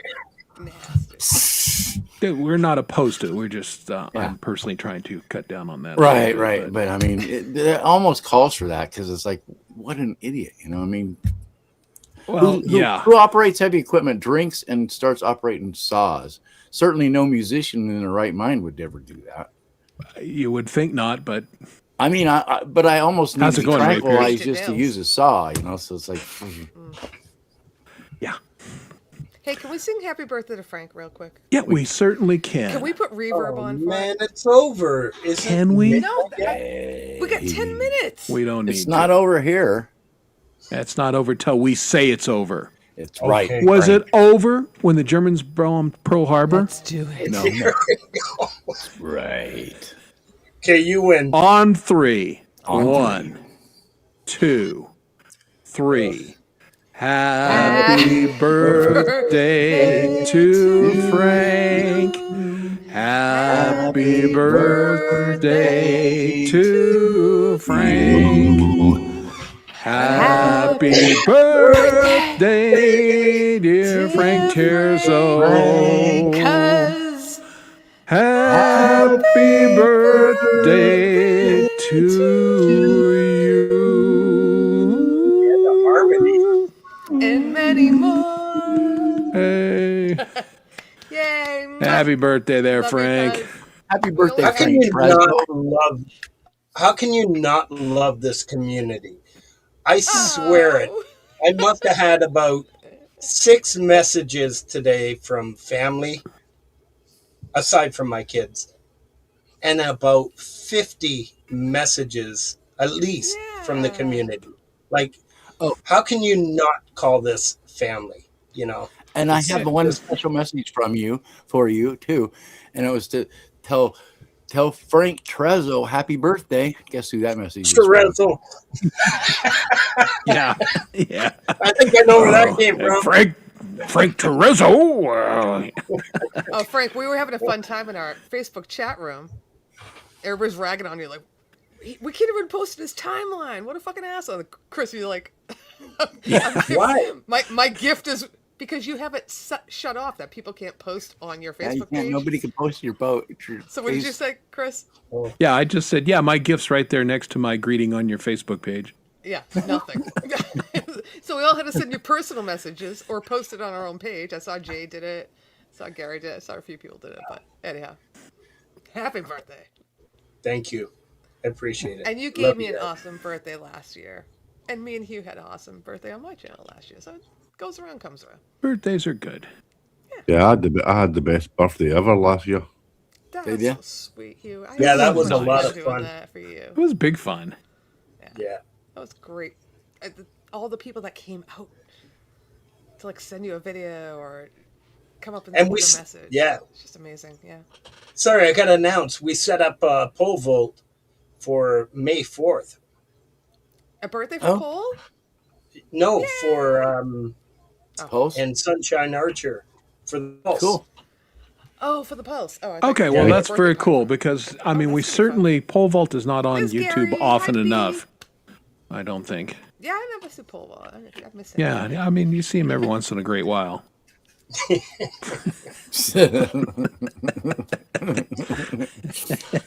And when he's Okay. not on, he's calling me or probably the rest of you guys. So, Oh, I love this show. Sunshine are I awesome. love yeah, that. no, he's fun. So much fun. He's a fun guy. And We're back in Sunshine 2 Archer seconds. is my whiskey drinking buddy, and just she hangs around with him, so you know how cool she is. And she's a rock. Yeah. Yes, yes. Long suffering, I think, is the RBZ. term. Yeah. Well, anybody married as long as all of us are suffering. Yes, indeed. Frankie's still a newlywed. 10 years? Jesus. Yeah, rookie. Something like that? 10 years with you and Shauna? 20. It's been 20? 20 Wow. years since Okay. I Excuse me. stepped out of my addictions. 20 years. I met her in the program. Yep. Okay.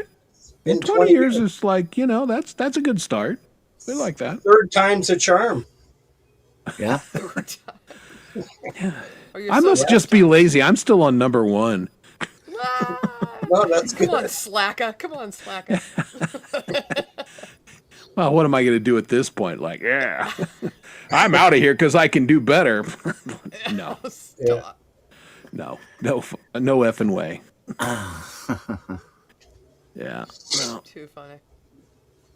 All right, I'm going to sign off because I have to use the ladies' room and it's midnight. That's right. Well, you got to get off. We know how Yeah. that is.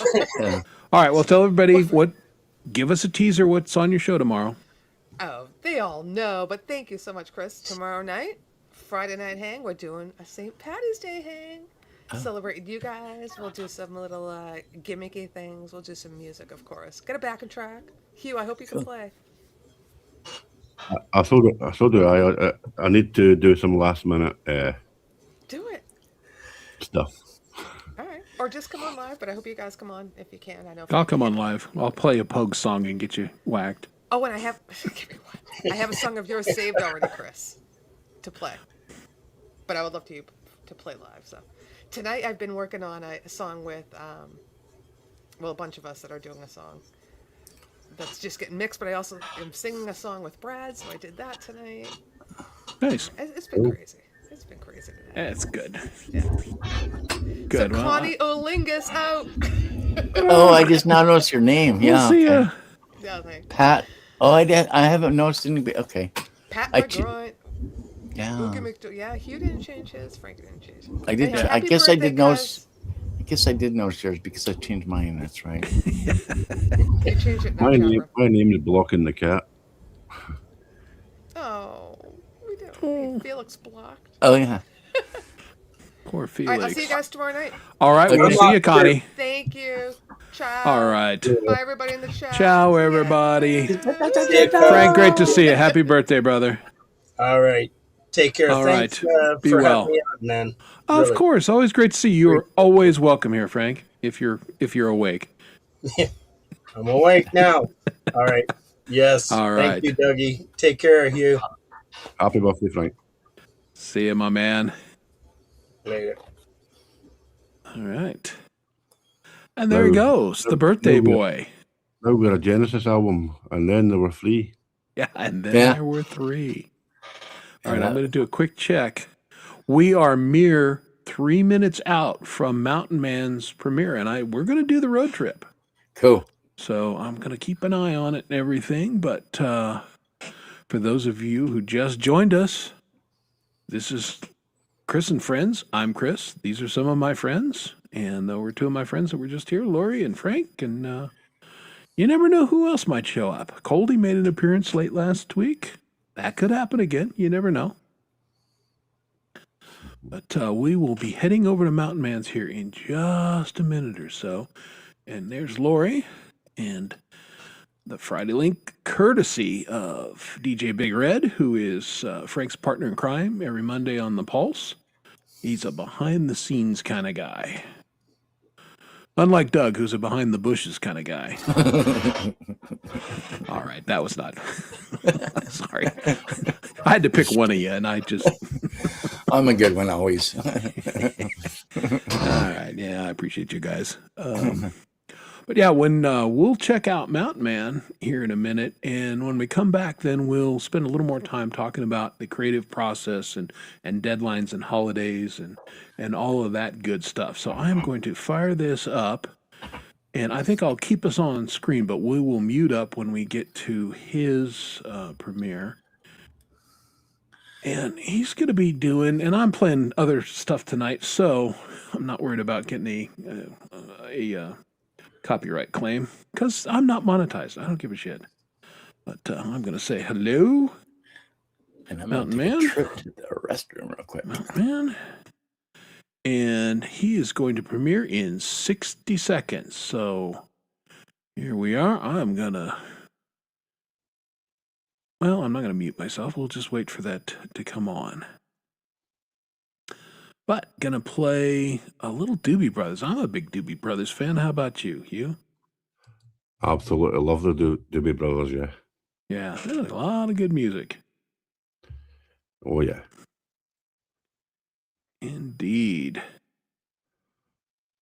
Yeah, that's it. Pratt Travers song, "Smoking Chickens." And yeah. There you go. You have it. Have you guys noticed that James Myers is starting to play live with some frequency, which is good stuff. And man, his kid sounds good. Yeah, it's good to see. Yeah. Will probably be, Frank is working on his album. I'm in the early stages of putting mine together. I'm soliciting opinions right now from a couple people as to what all should be on it. And then it's like, okay, what needs to be remixed, remastered, what that kind of thing. And once based on that, whoa, holy fuck, is that loud?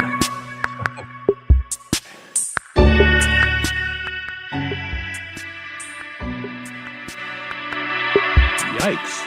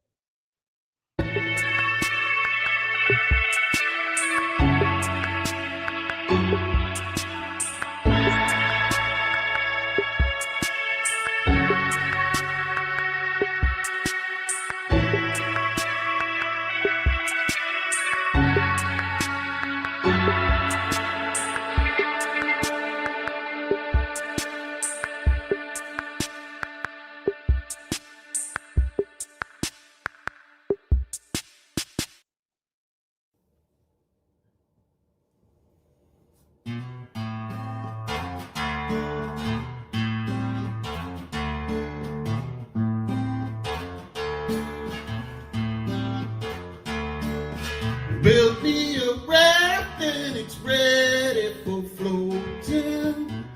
Oh, Mississippi keeps calling my name.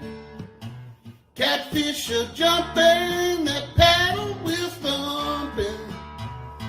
Oh, Blackwater keeps rolling the same. Oh, Blackwater, keep on rolling. Mississippi moon, won't you keep on shining on me?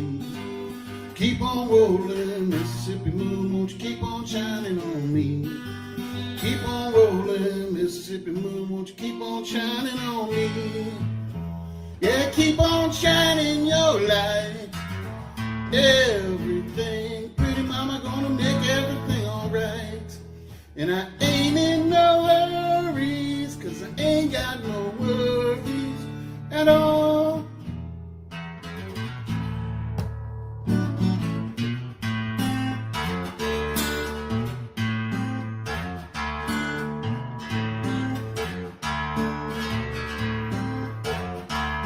Well, if it rains, I don't care, don't make no difference to me. Just take that streetcar that's headed uptown. I like to hear some funky Dixieland and dance and honky tonk. And I'll be buying everybody drinks all around. Oh, Blackwater, keep on rolling. Mississippi moon, won't you keep on shining on me? Keep on rolling, Mississippi moon, won't you keep on shining on me? Keep on rolling, Mississippi moon, won't you keep on shining on me? Yeah, keep shining your light, gonna make everything, gonna make everything alright. And I ain't got no worries, 'cause I ain't in no hurry at all.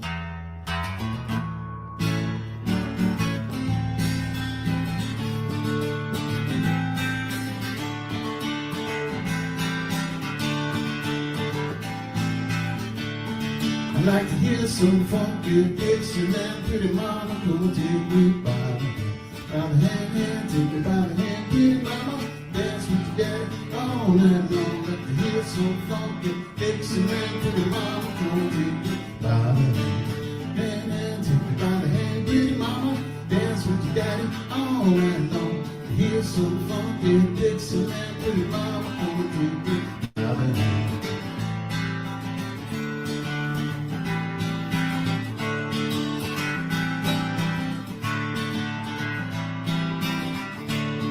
By the hand, take me by the hand, pretty mama, dance with your daddy all night long.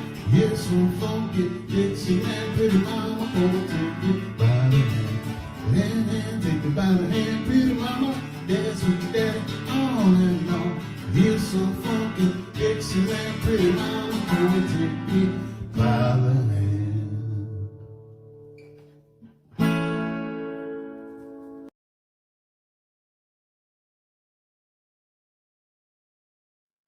All righty.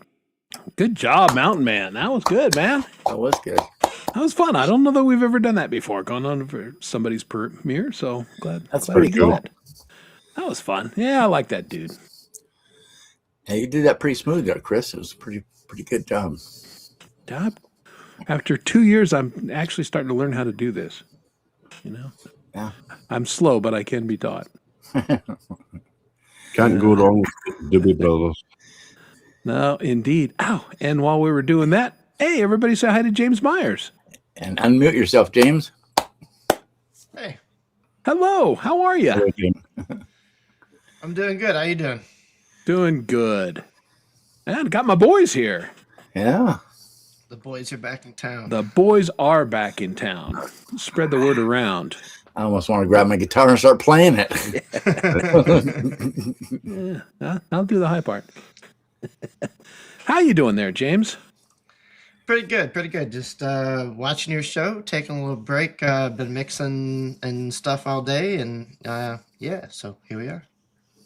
Good stuff. All right. Well, I'm going to put it in the put it out in the ether, and let's all kind of go about this. I had mentioned right before Lori came on, we were talking about the effects of deadlines and holidays for the creative process. And I mentioned for me personally, I live by deadlines. deadlines get me off my ass and get me doing things. Not everybody feels that way, but how about for you fellas? Can I interrupt real quick? No. Go I'm ahead. hearing a little echo. James, you Is got it your me? echo thing? Maybe. I'm not hearing it. There you go. That's gone.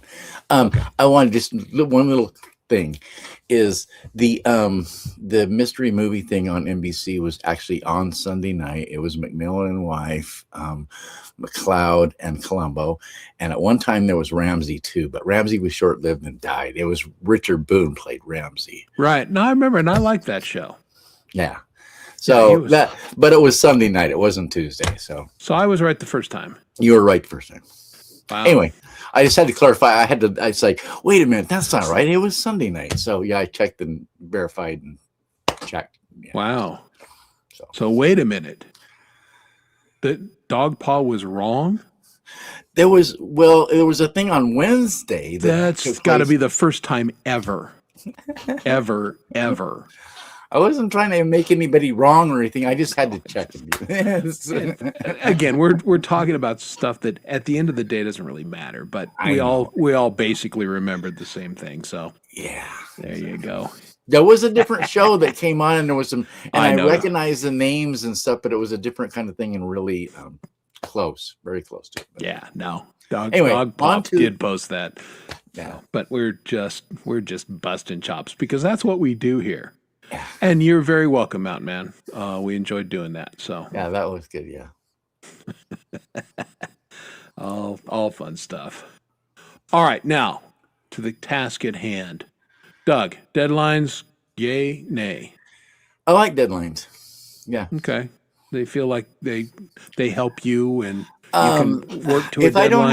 if I don't have deadlines, I don't get shit done. And it's like if I have deadlines, then I'm kind of it's just exactly like the example you used earlier with this with the Music for Life thing. Without that deadline, and it was just like, and as a result of that, now it's like the next one I'm going to spend a lot more time with it and get it right. So I'm not wanting to pull it back, so yeah, I like deadlines. All right, James Myers, same question to you. I'm on the fence about it. I mean, they push people to get things done, but at the same time, is done is done. And you can, there's a saying that it's like you can leave an engineer to engineer, and he'll never stop engineering. Yeah. Which is, you can keep going on a song or whatever it is that you're doing, and you can keep perfecting it. And if you don't have a deadline, that's great. But if you do have a deadline, you got to end it at some point. But even then, logically thinking, you still got to end a deadline at some point, or something at some point. So as long as it isn't like too crazy of a deadline, but like, I think oh, you got 3 weeks to come up with this magical idea. And it's like, all right, well, 3 weeks that, I can do it, but is it going to be the best it can be? No. So maybe more realistically, a few months maybe, and you probably get a better result. So I think it depends on the situation. I'm Fair. not opposed to them. All right, Hugh, same question to you. What do you think? If I'm the instigator of a collab, say, I don't like to have deadlines. I like to people do it when they're ready, but I should actually impose some deadlines on myself more because, as you say, I've probably got more shit done. Yeah, fair. And I think it's a fine line in that creative process. There was an expression in my business say, at some point you got to be done, roll over and turn on Sports Center, right? Yeah. You got to be done at some point. And I think I've overmixed things because I had time and I would I'd keep going back. Exactly.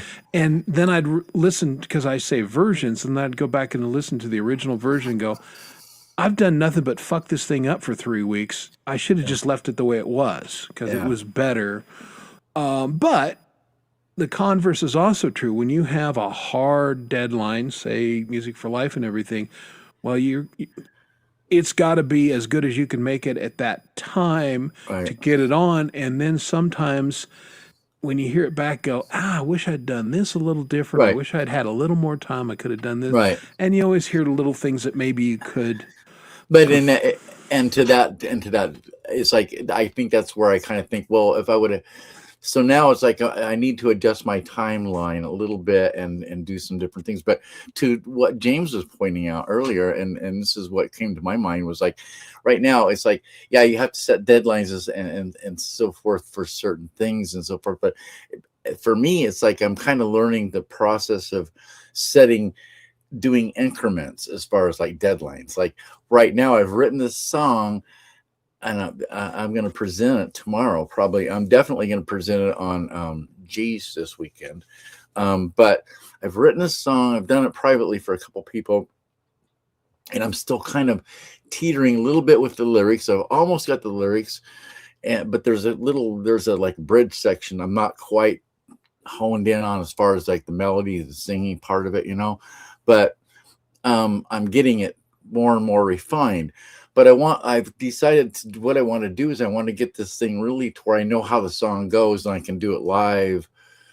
And then I'll record the vocals after I get it to where I want it to be, how I like it. You know what I mean? So it's like a process. At what point do I decide that, I need to lay the tracks that I want? Because it's like, I'm not even really sure I want the bass to be the bass part that I'm using right now. I'm probably going to replace that, But it's develop it along the way and kind of learn the song as I go, so I can really make it mine. You know what I mean? Yeah. Now, really, that could fall into like time management too, because like Right. you could, me maybe there may be some times where I, have 3 weeks to get a track done, and I spend two of those weeks messing around doing other stuff, and then 1 full week of actual, like, when you put it together, all the hours combined, of actual work, when you maybe could have time managed that better, I guess. Yeah. I did Pete John's song Timber last year for the first time, and I did a collab with Tremor Bear.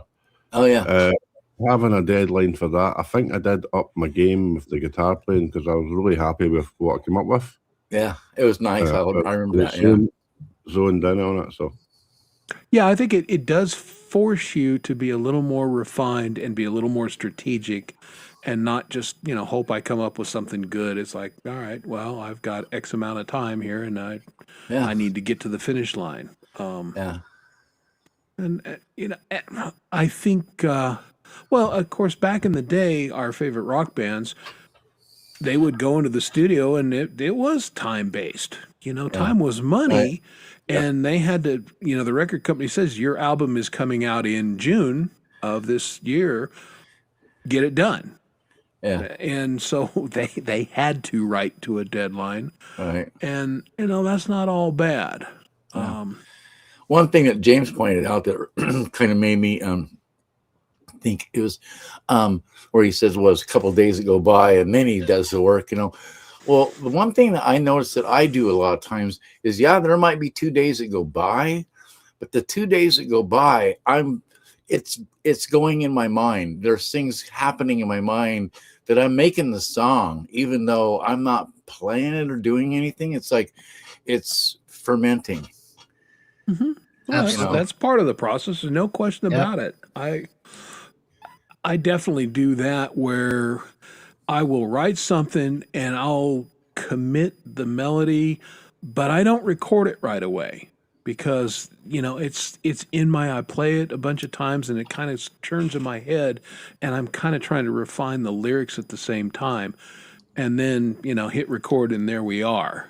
Yeah. But I certainly also find that sometimes I will end up singing something a little differently than I thought I was going to. It's like, oh no, that's better. I'm going with that. Yeah. And then that's what it becomes. Yeah. I wrote a song with Jerry Gomes called Strange Color Blue. We did it with Colourful Energy as well. And I came up with all the chords first, and me and Jerry had a StreamYard thing, and literally it was like days later, Jerry had the lyrics written, and we just tweaked it a little bit with the chords a little, and within a couple of weeks, the full song was out, and that was just came from almost nothing. So you can be really productive quick if you know what you're doing, if the right idea is there.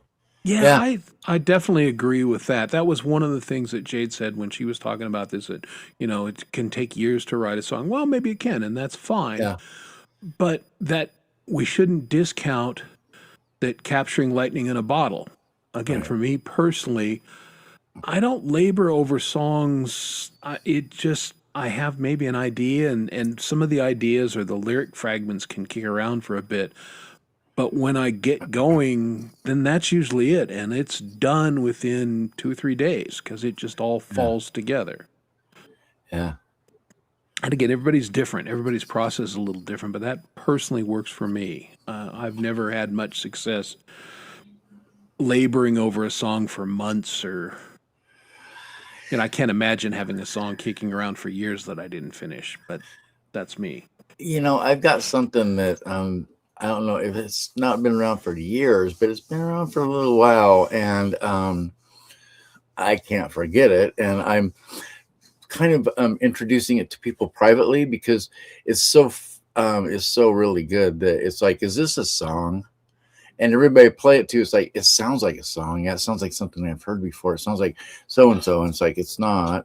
It's like, so I'm kind of like, at what point am I going to just write it? You know what I mean? And then then I'll find out whether it's a song or not, because all of a sudden out of the woodwork, people are going to go, well, that's a song. You just wrote you wrote it over, and that's going to be kind of embarrassing if that happens. But I don't know.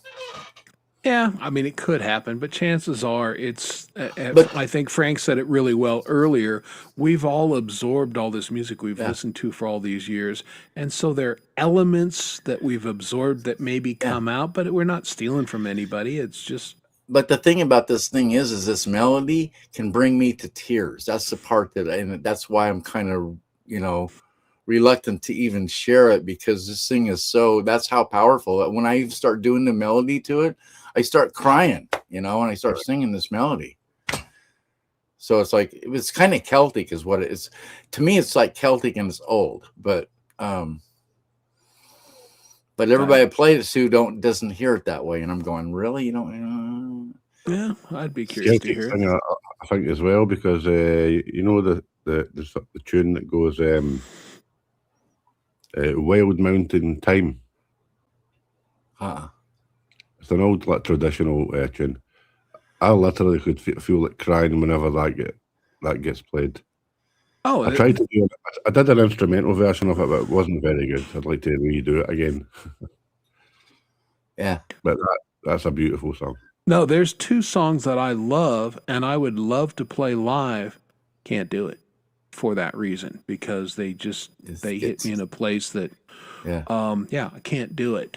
And, I'm not, it would ruin my persona a little bit if I was up here sniveling on Gmail. But I'm a sensitive Irishman. I got feelings, allegedly. But music good music should absolutely evoke an emotional response and make you sad, make you angry, make you think, make you something. And that's my personal issue with so much modern music, and certainly any of the AI crap. You feel nothing. It does nothing. It's not even potato chip good. It's just, it exists. And anything, be it a movie, and there's a lot of movies anymore that just exist.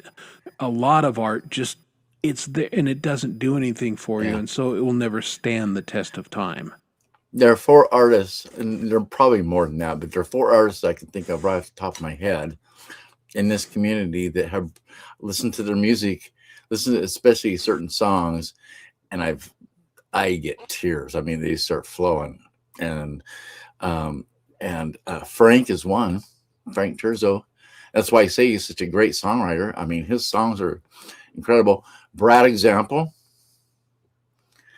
Jade Starr, Yep. and there's one other one that's going to be. I'm going to be doing the co-hosting on Frank's show, and it's a very known person, but not so much in this sector of the community. So it's going to be my privilege. And this person has written the songs before this made me cry. So Cool. yeah. Yeah, I mean, people are making funny comments in the chat, and you're not wrong. I mean, some of my early stuff made me cry because it was like, Well, I can't do what I want to do here, and this doesn't sound very good. No, I'm not talking about crying because I'm talking about it's so good and it's just hitting a spot in your heart that, man, I mean, it's just ripping your heart out. You know what I mean? And just, yeah. That's an interesting comment, Dogpaw. I see both sides of it. I do believe it's an art form, like any creative art form, but it's certainly therapy for me. Absolutely. I mean, it gets me through my life, and I can deal with a lot of stuff. I have dealt with a lot of stuff because I have music in my life and the ability to play it to some degree of competence. Rock and roll. Rock and roll. Yeah, we were listening to Toll on the way home tonight. It was, Too Old to Rock and Roll, great classic Toll song. And I turned to my wife and I said, I don't know what the age is when you're too old to rock and roll. But I'm fitting to find out. I'm gonna keep doing it until I can't see anymore, can't hear anymore, can't move my fingers anymore, or whatever. Yeah. I'll be dead. That's how old it'll be. Yeah, that's what I'm going for. Like, okay, he's in the coffin. Is he making a G chord right now? Okay, well, he's still trying to rock. His body is sort of like a bar chord right now, but I mean, that's right. He's a little stiff. A year and 4 months ago, roughly, when I was really sick. What kept me going was everybody here still doing their music, and it was an inspiration watching everybody bringing out videos and songs and albums and all that stuff. So music's everything. Well, I'm looking around. Everybody on this panel, I'm pointing the wrong way. Everybody on this panel is an inspiration to me. Everyone. I mean, agree. Hugh, as many people as you've collaborated, man, it's just amazing. All the you are the king of collaboration in this community. He's been around more than your average sorority girl. Absolutely. Very much a man here.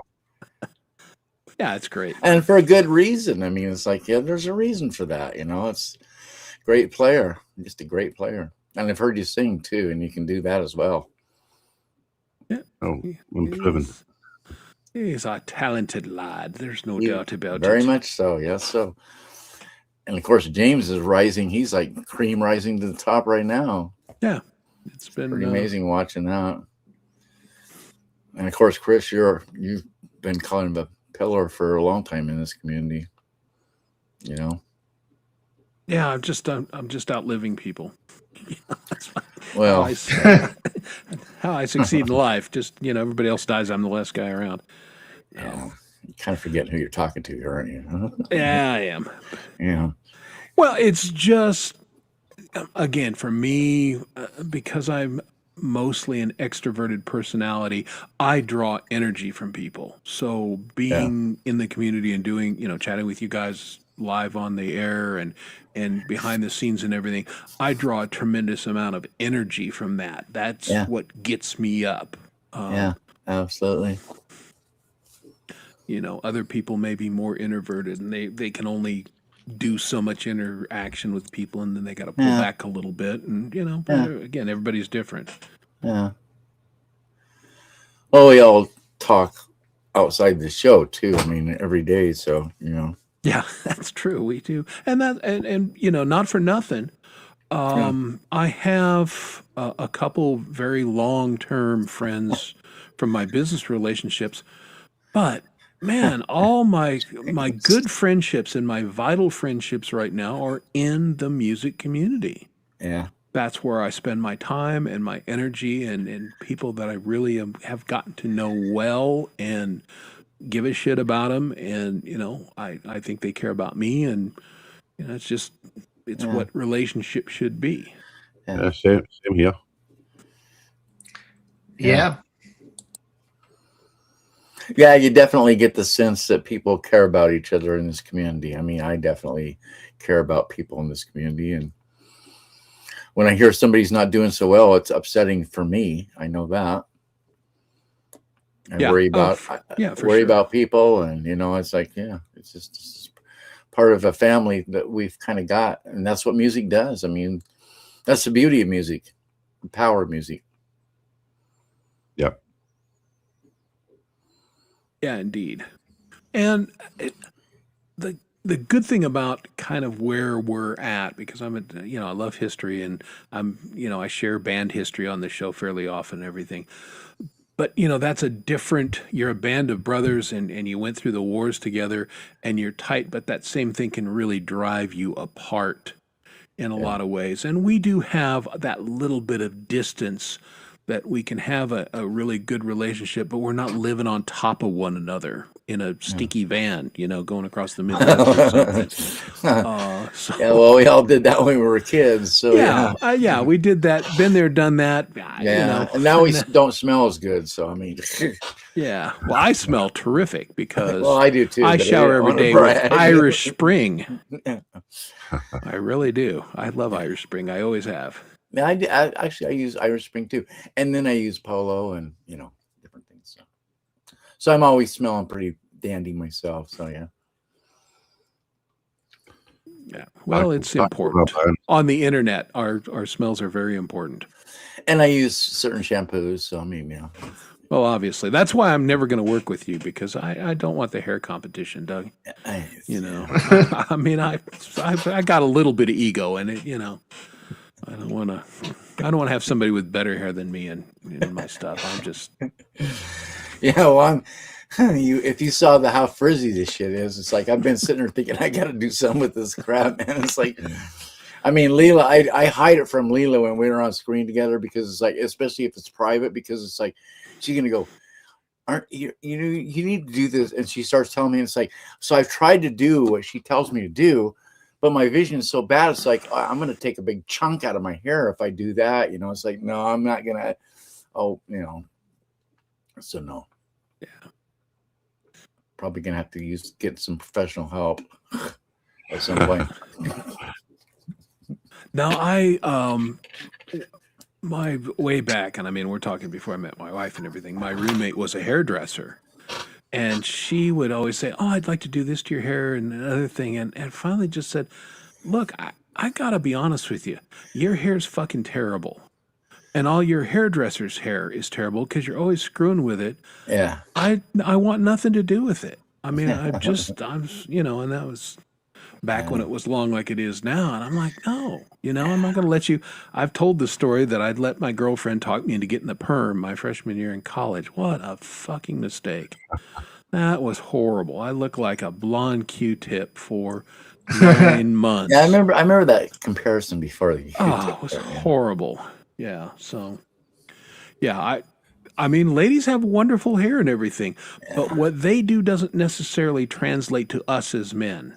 In my experience. Yeah, back in the 70s, I had more women that just like, oh God, look, and they just rerun their hair, and it's like, I wish I had your hair, and then just and then the 80s came along, and I decided that the 80s, I don't know if you remember the 80s. There was a lot of. I was never into drugs, so yes, I still remember the 80s. There was a lot of multicolored hair going on. Yeah. Yeah, I did that too. So Yeah, I never felt the urge to color my hair. I did a lot, and to the point where it was so brittle and it was falling out. Well, yeah, those chemicals are hard. Again, this goes back to my discussion with my roommate / hairdresser.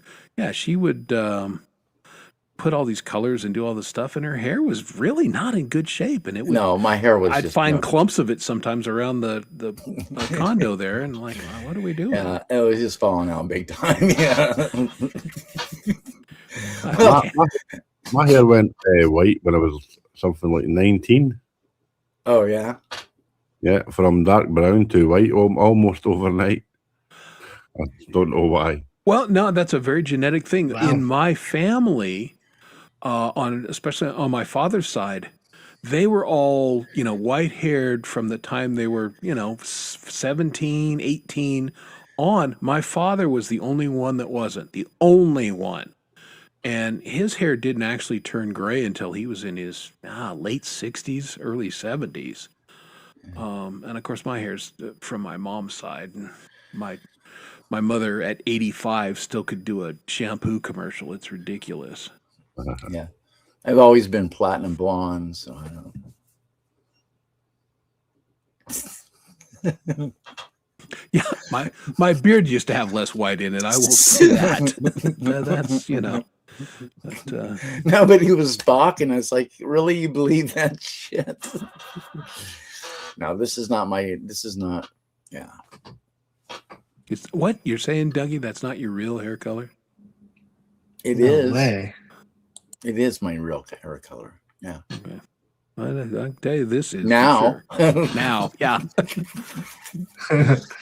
Yeah. I'm still in the sunshine. There's a lot of blonde, but there's also a reasonable amount of gray. But again, I'm very blessed because of genetics. Nothing that I'm special, but it's a very silvery, platinum, nice, not dull gray. Yeah. No, I'm not bitching about my hair. Trust me. You shouldn't. Damn No, I'm you. not. No, because your hair is bitching. Yeah, it is bitching. My best feature. It's my best feature, huh? Yeah. All right. Let me shift this a little bit because we talked about deadlines. And the other thing that I brought up is, do holidays impact your creativity? Do you get a sense like, I've got a holiday coming up and I want to do a song for the holiday, or I want to... Doug's shaking his head no. Not anymore. Yeah, okay.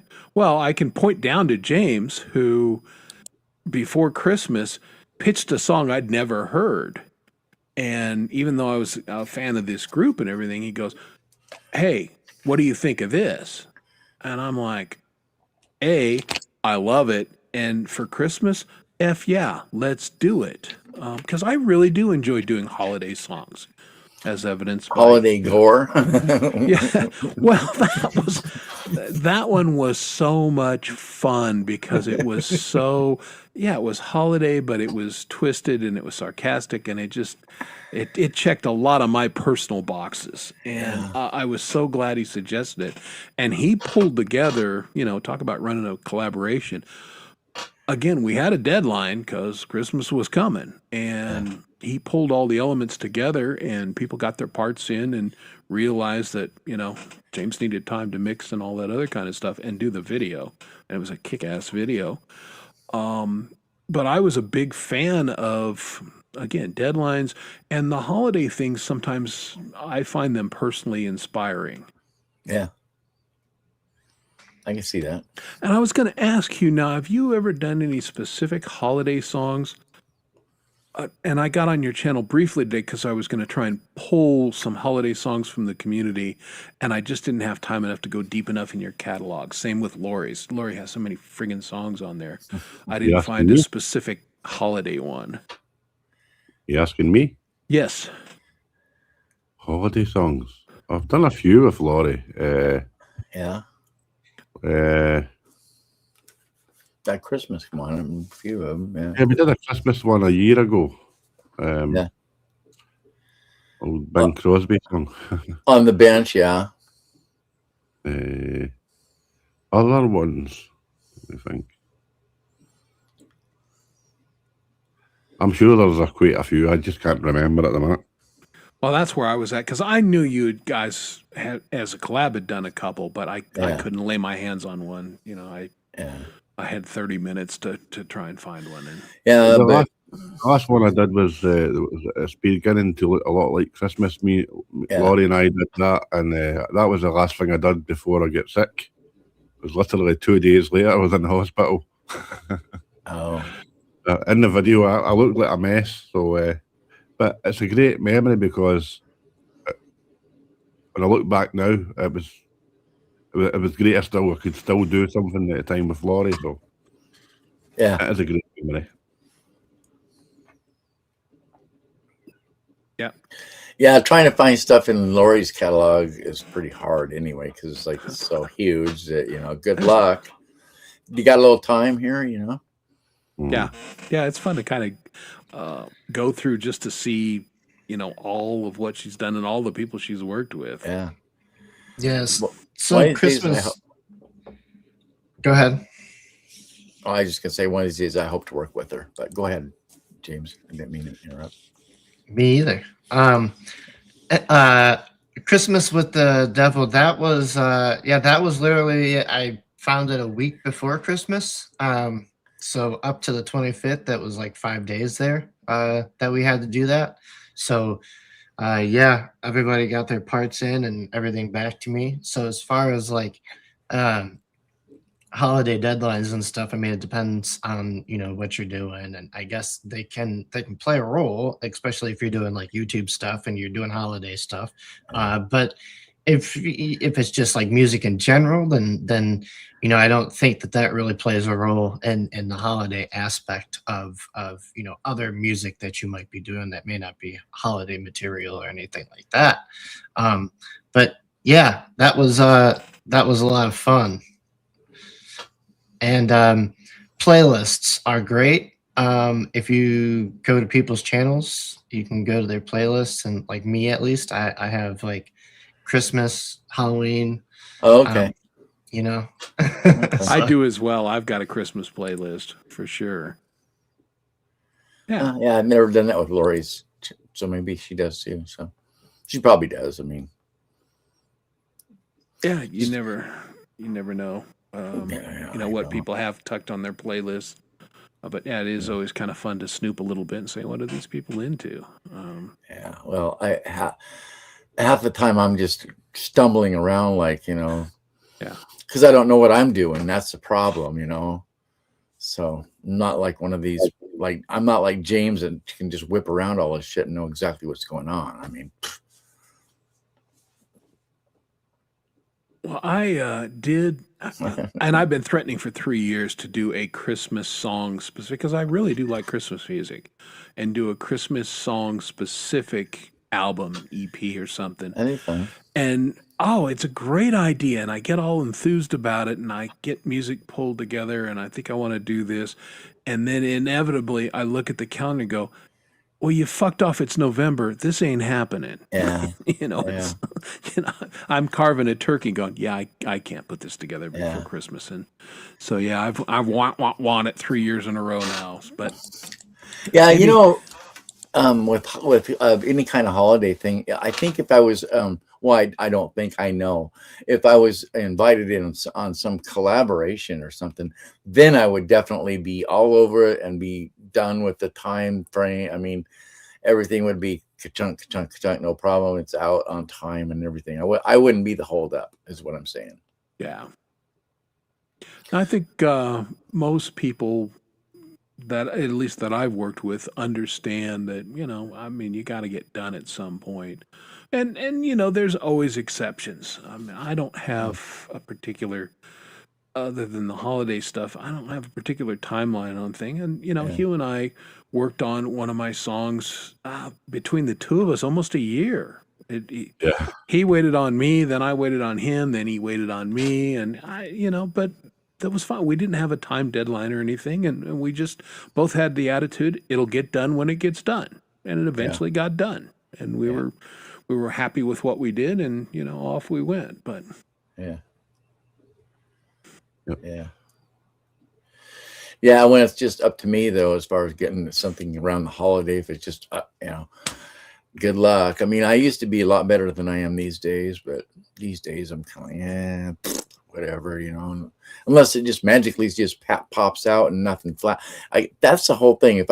If something happens and it doesn't take much effort and it just happens and it's good and it's good, but it just happens without lots of, then I'll go pursue it, but that's becoming more and more rare. Yeah, well, you never know. I think it's good to be open for possibilities, and inspiration is the key on it. I mean, when I get inspired, it's just whatever can happen at that point. But it's looking for that inspiration. It's not something I can just go down to the store and buy a 6-pack of inspiration and come home and drink it.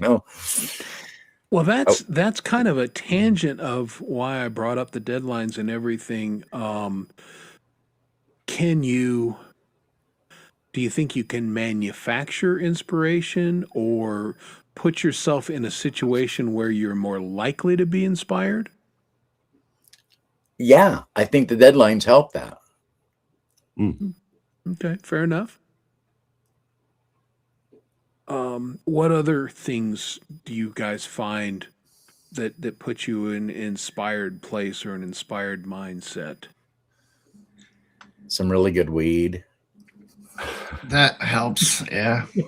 Fair enough. I mean, musicians have been using, between booze and weed and other things, have been doing that for a long time. Yeah. But maybe having a little break before, it's maybe a few days of nothing. And then, so you've abstained from having any smoke at all. And then on maybe that 5th or 6th day, then you have a little bowl and woo, boom, you're in that creativity mode real instantly. Or at least that's happened for me before in the past. Well, sometimes it can just be random, right? So you never know. Yeah. Sometimes, yeah. Just be walking down the street and something happens, and that's a good idea for a song or something, Oh, absolutely. And, capturing that part of it. I was driving in the car a week ago, and I had some kick-ass lyrics pop into my head. Yeah. And I just wasn't able to capture them. And by the time I got home, they had evaporated, and I've not been able to get them back. And that is frustrating when you have something good and you can't grab it for whatever reason. Yeah. Collab. Sorry. Well, and it was same thing. I've got another, a set of lyrics that I think are pretty good, but I cannot capture the right chord sequence. It's just not working yet. And at some point, I'm one of those kind of people. I'll work with it for a while, but at some point, it's it's a dead song. It's not happening for whatever reason. And my DAW's got a lot of partial stuff and ideas that just I was never able to translate into a finished product. I think when we worked on Kentucky Girl, Chris, obviously you say it took a while when the time I couldn't, I wasn't well enough to do my recording. I was listening to all the time, and I always felt inspired by the tune. I said that to you from day one. So when record time came, I jumped on it, and it was literally 2 takes done. Yeah. That was inspiring, Well, yeah, that's fantastic. And I definitely and it works that way sometimes. When Trevor Bear sent me a song, and he had a partial idea for what the chorus was, and I said, "Well, what's this song about?" And we kind of kicked it about, and I said, "Well, what do you want to write lyric-wise?" He goes, "Just do whatever. You do you." And I listened to the song literally 3 times. Like, I've got it. And lyrics were written and done. Yeah. But yeah, he had set the table really well, and it's great when that happens, right? Yeah. Yeah. Usually when people send me whatever, it's I'll listen to it and kind of play along and get an idea what I'm doing, and then it's 1 or 2 takes, and I'll take the best one, and that's about it. I rarely comp anything. It's just what you get is what usually a full take, how I played it. sometimes I'll mess around with like different ideas for something a few times and see like if Yeah. potentially a different idea could fit in there, you know. But ultimately, when I recorded, it's all one take. Yeah.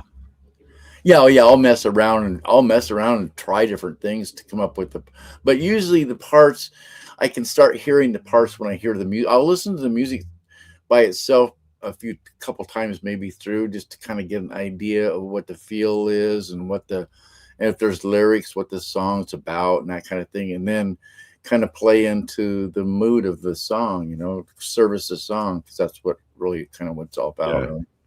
Right. So something I never used to do, but I do all the time now, is any riffs or ideas or chord progressions I get now, I record them straight into my phone before I forget. Oh yeah.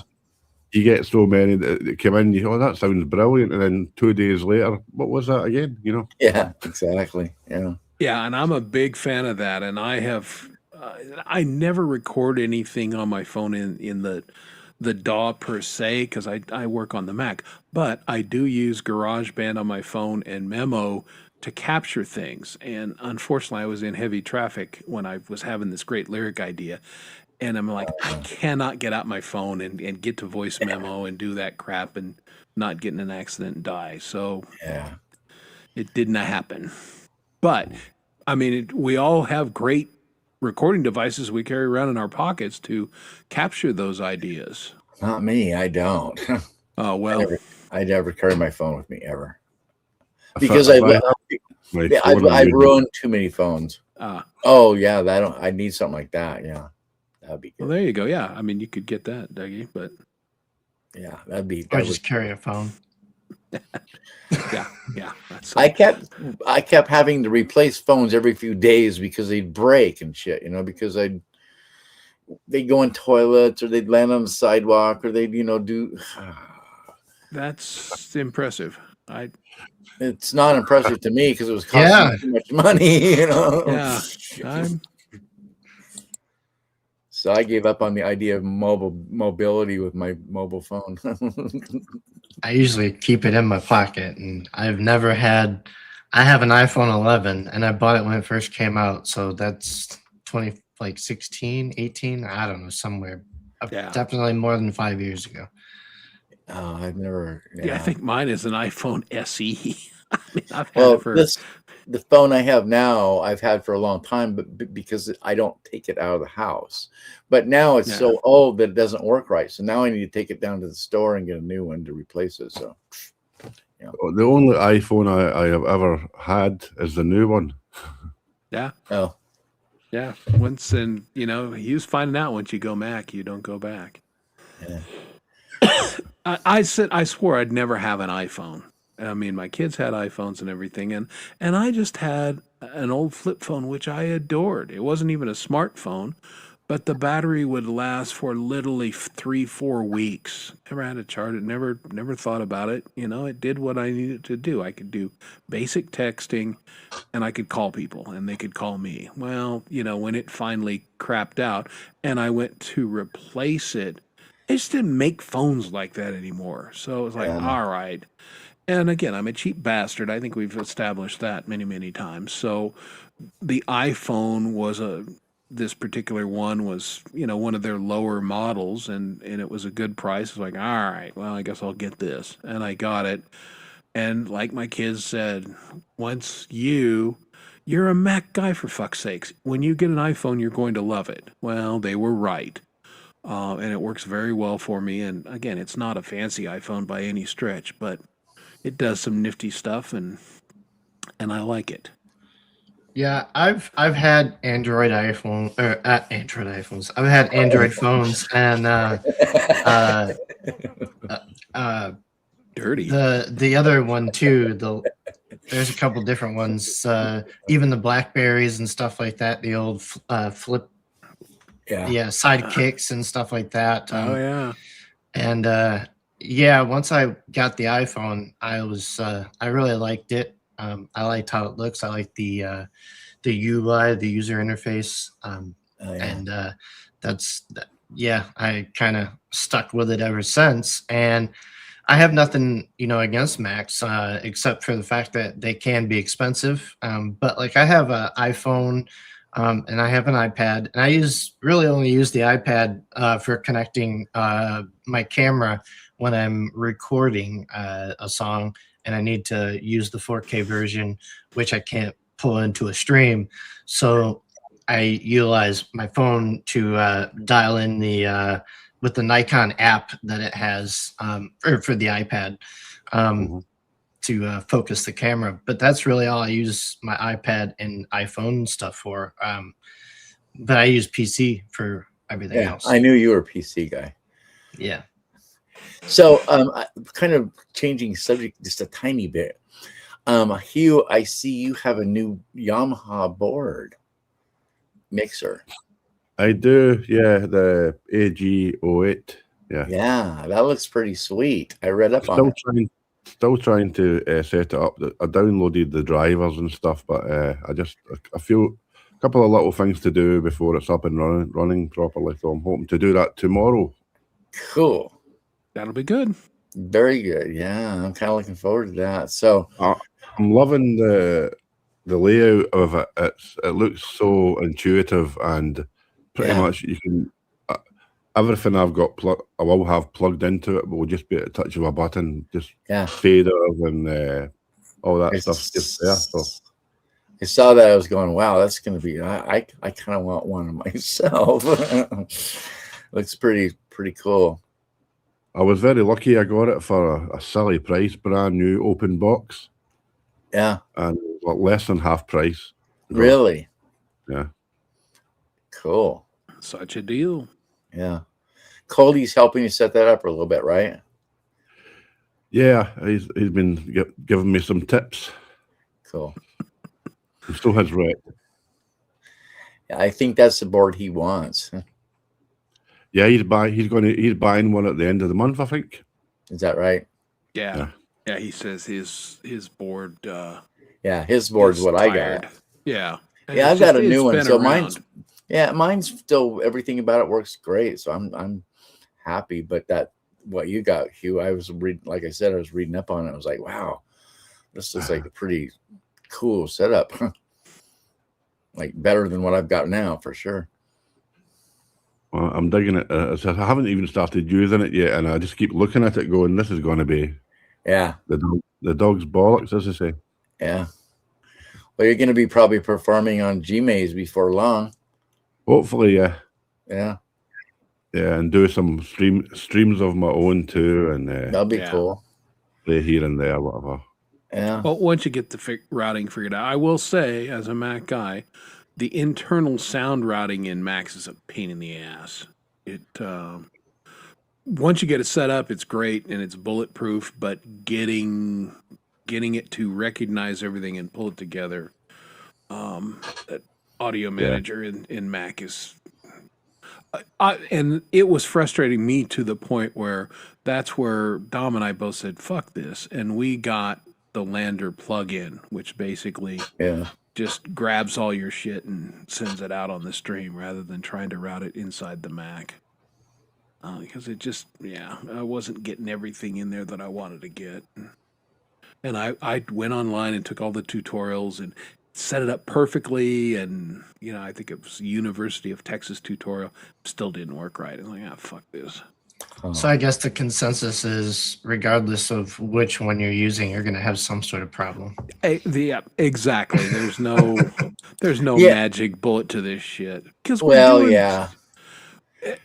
we're doing stuff that the engineers, the PC engineers and the Mac engineers were not saying, "Oh, well, we'll get some guy and they'll be sitting in their basement and they're going to want to route the sound and they're going to want to pull all these elements together and they're going to want to send it out to the internet." And they just don't think that way. Well, I mean, just look at StreamYard in general, just at that app in general. I mean, it's like, look at how flawed it is. I mean, it's pretty good for what we get, but I mean, you can have the best fucking equipment in the world, and if StreamYard chokes on it, it's like, yeah.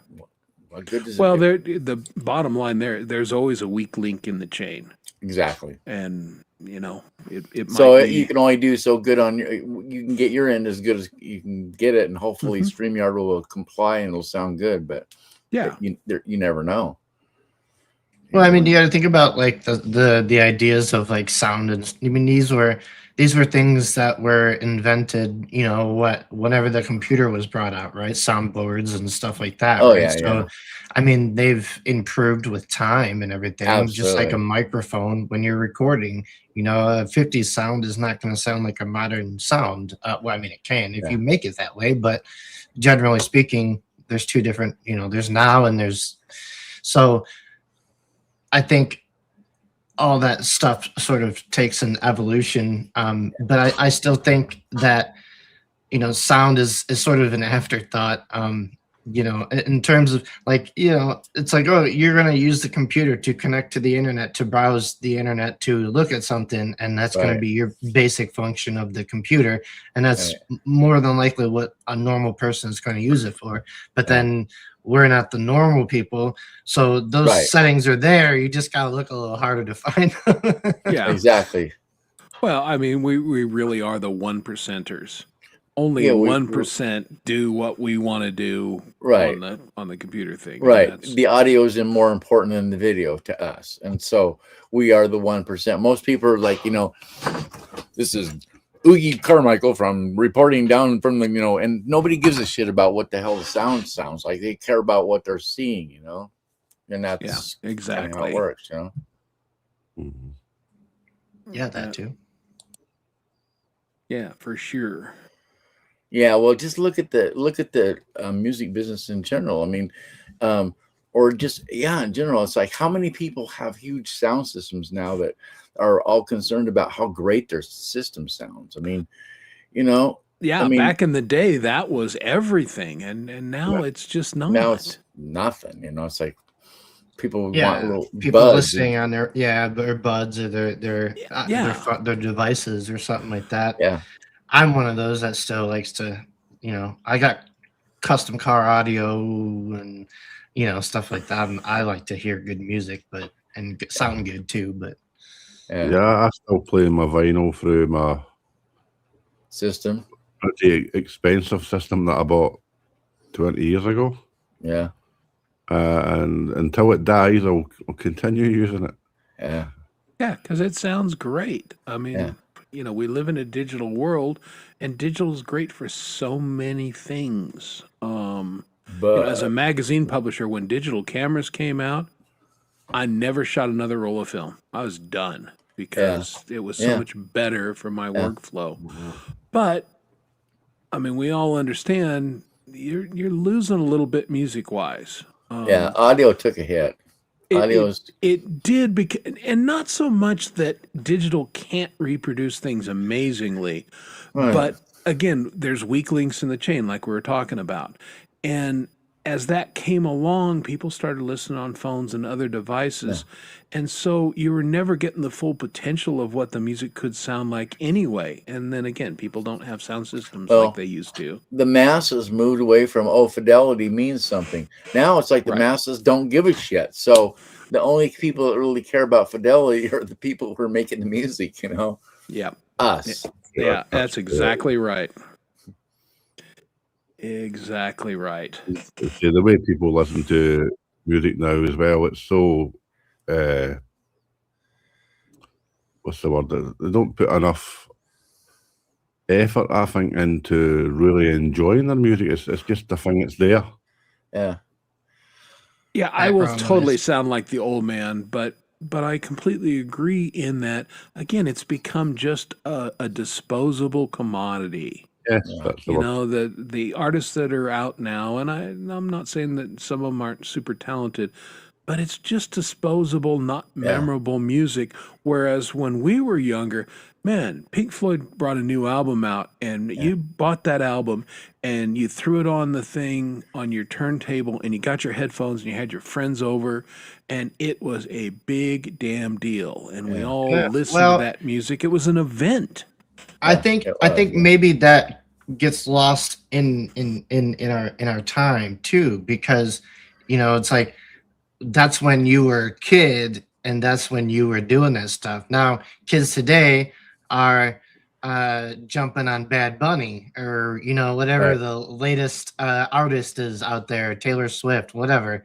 So they're all sharing with their friends, right? And Right. and they're like, oh my god, have you heard the new Taylor Swift album? It's so Right. amazing with their friends and everything.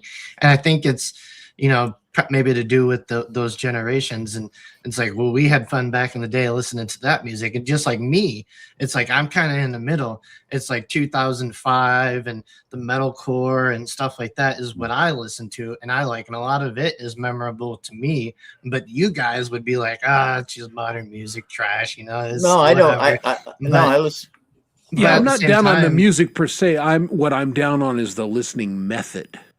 And that too, there's yeah. the distinction, that you don't listen to it the same way that say we did. And that has really very little to do with the artist. It's just I'm how going to it's say what I'm going consumed. to take it one more step. I'm going to say Right. the production itself too, because if you listen to a lot, and I'm not saying this is across the board, but a lot, this is really heavy, more so than it was, years ago. A lot of pop, you hear this a lot. It's they take the music and they compress it so much. It's so compressed that it's just like, if you were to look at it, I would expect to see nothing but a worm, because there's no dynamics in it. It's like there's no, it's so and I can hear that. It's like A lot of it's truth no- to that. The modern production, it puts a premium on, getting that punchiness and that everything loudness is and super compressed. And that dynamics is not a thing that's and I miss appreciated that, like it once was. right. A different subject a little though, but the availability now and the choice you've got of even viewing things as well, like YouTube.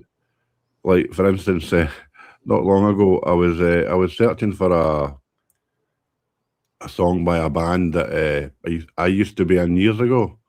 Couldn't find it, and so this was literally 10 minutes later. After just now, you can just click this and click that, click this on YouTube. 10 minutes later, I was watching Cannibal Holocaust. Yeah, no, there are things in the modern world, the ability to search out information, pretty powerful. You can find some pretty amazing stuff. I will say something. What Dog Paw is bringing up with Billie Eilish. Billie Eilish, there's a difference in what I'm saying, because I'm going to defend, because I love Billie Eilish. The music itself, the arrangement can have dynamics, and a lot of the music today, the arrangement, there is no dynamics in the arrangement. Plus, it's all squished and everything.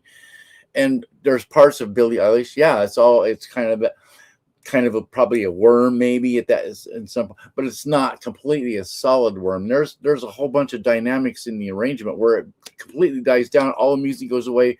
Her voice is just the only thing that's there. Then all of a sudden there's some music, and then other things happen. So it's like, it's not all just, you're not bombarded with just one thing constantly. It's like there's variation within that. So there's arrangement to that.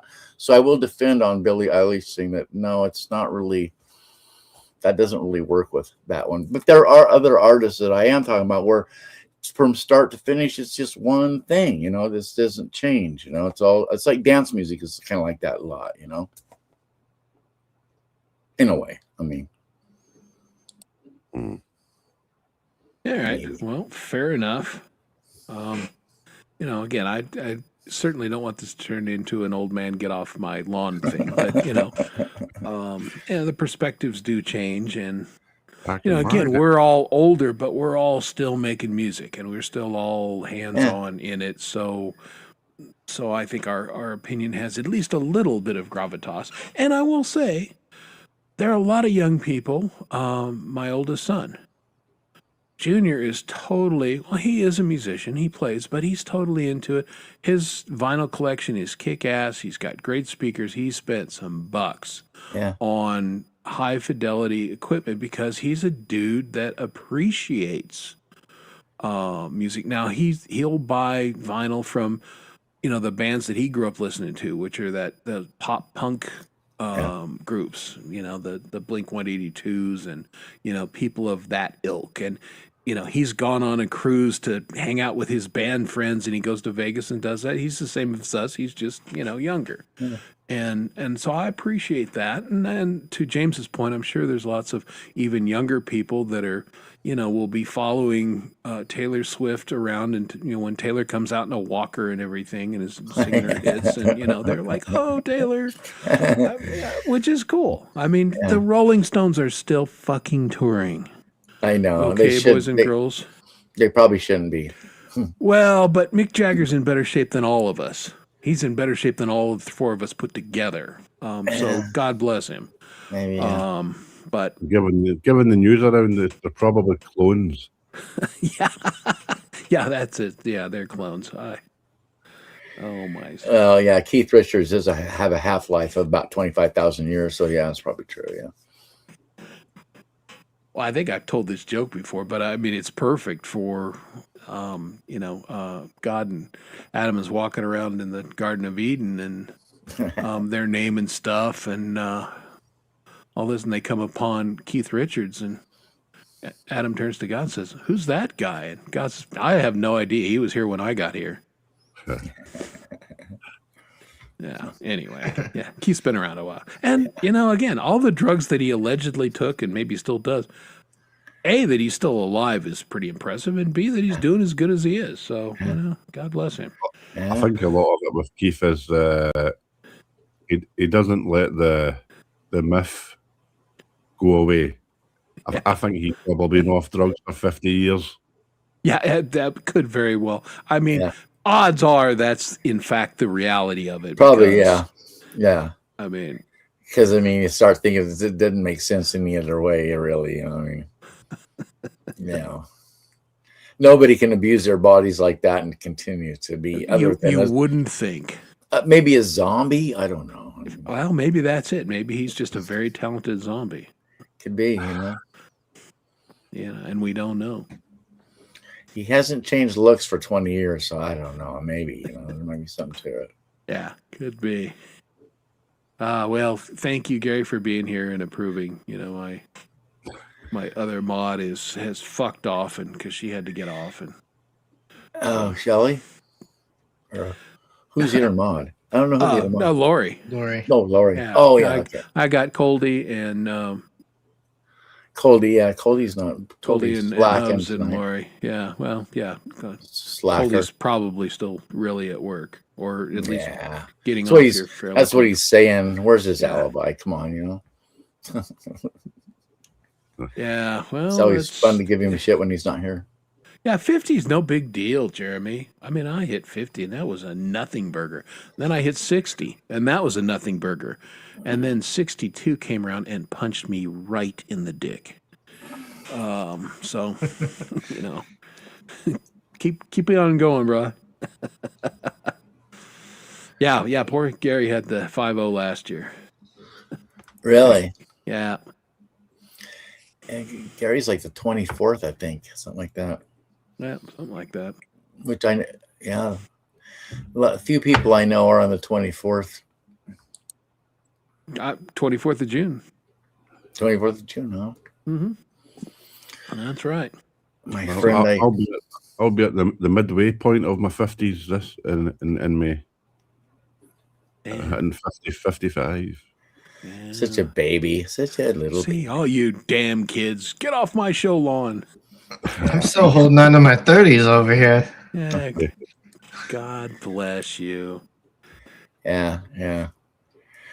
Yeah, I think you're probably about the same age as my oldest kid. Which, age is just a number. My father is 88 and just this year really started to have some physical issues and slow down. He was rowing his boat around the rivers in the Madison and the Yellowstone and all that. Oh, really? Yeah, active outdoorsy guy until, Yeah, Father Time is undefeated. It gets us all eventually. yeah, that's true. Yeah. He definitely. But like I tried to call him today, and he didn't answer the phone, so he was out doing something. I don't know what. Hopefully, not shoveling snow or anything fucking stupid like that. But Yeah, we have been starting to get a little bit of tinge of winter again, but that's for a couple more days, and then that goes away, and we're back. We have a couple more days of winter, and then all of a sudden, boom, we're into summer because it's Yeah. crazy. yeah, it's been a weird year. So he's not going to be shoveling snow for much longer. I hope not. I'm glad because his wife had she had a knee replacement years ago because of a skiing accident, and they had to go in and repair it. So he had spinal surgery last week. She had knee surgery, and so I'm grateful that winter has been very mild, and they weren't having to navigate the snow and shit up there in Montana. Absolutely, it's like Beetlejuice. Look who showed up. Our winter this year, we had no snow for the first winter in living memory, apart from up in the mountains. But in general, no snow. It's been pretty mild. Yeah, no, and this happens. They're in what I do, there's a lot of historical stuff, and the railroads had very specific snow plows that they had to use when the snow got deep in the Colorado mountains. And you look at the records, and there were years that they were running every week up and down the line to try and keep it open. And then there were other years they never fired them up. They just sat in the roundhouse and they never used them. And it's just weather. Yeah. Some years you get hammered, and other years you don't. Yeah, this year has not been a hammering winter. This year was a don't. No, for sure. Now I'm gonna go down to Durango and visit friends and all that in about a week and a half, and it will snow on us going. probably. There's zero question because Yeah. Yeah, now that my birthday's over, I'm going to start turning winter all of a sudden. It's crazy weather. Yeah, indeed. Here they got what? April showers bring May flowers? Something like that. So, yeah, it's been different because I moved up here about an hour away, and the weather has been drastically different up here. So. Oh yeah, well you're way up there too. Can you see Santa Claus's house from your house? Yeah. It's a few acres down. Yeah, Santa Claus should draw the fucking drapes every once in a while. Yeah. What he says about James too. It's not a good look. Yeah. Yeah, I don't have any curtains in here yet. All right. Yeah, Santa's like, oh, naughty list. Naughty. Ooh, I know what he's getting. My goodness. Well, boys, I think we'll do this. I think we'll, as they say, wrap it up. Parting thoughts from everybody on everything we've discussed tonight. James, go. Parting thoughts. Yeah. Keep having fun. Keep making music. Rock on. Good one. Oogie McDougal. What say ye? I say, everybody, let's join in on the Friday night hang and have a good time on Lowry's tomorrow night. Eh? That's a good one. Sounds good. Mr. Caldwell. Rock and rock hard.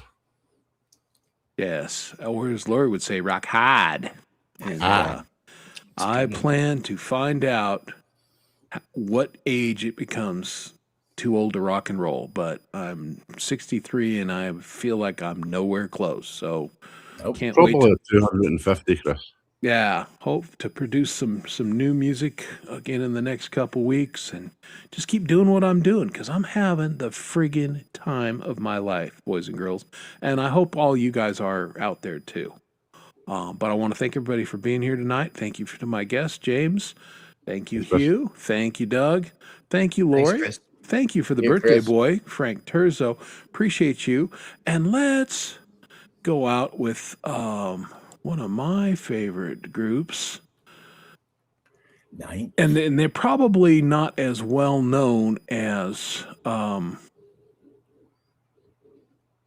some of the other Irish bands, but this is an Irish band, the Great Big Sea, and one of my favorite St. Patrick's Day songs, The Night Pat Murphy Died. Everybody, thank you for being here. Have a great Thursday. We'll see you around on Fridays.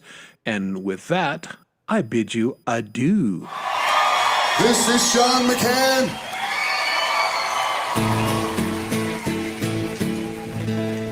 Oh, the night that Patty Murphy died was a night that I'll never forget. Some of the girls got loaded drunk. Naughty girls. And they ain't been sober yet. Well, as long as the bottle was passed around, Chris and Murray were feeling gay.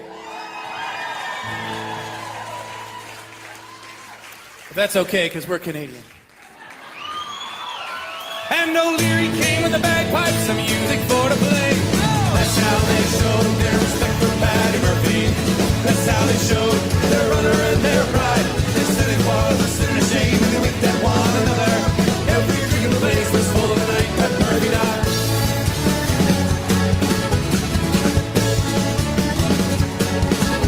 As Mrs. Murphy sat in the corner pouring out her grief, and his gang came tearing down the street. They went into an empty room and a bottle of whiskey stole. What the bottle with the cork to keep that whiskey cold. That's how they showed their respect for Patty Murphy. That's how they showed their honor and their pride.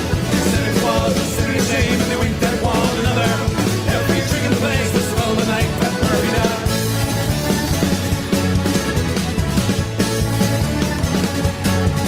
About 2 o'clock in the morning, after emptying the jug, Roy lifted up the ice bottle in the sea, pour Patty's mug. We fixed the clock so Mrs. Murphy couldn't tell the time. At 2:15 we argued it was 9. That's how they showed their respect for Patty Murphy. That's how they showed their honor and their pride. They said it was a sin and a shame, and we winked at one another. Every drink in the place was full the night that Murphy died. Play pop!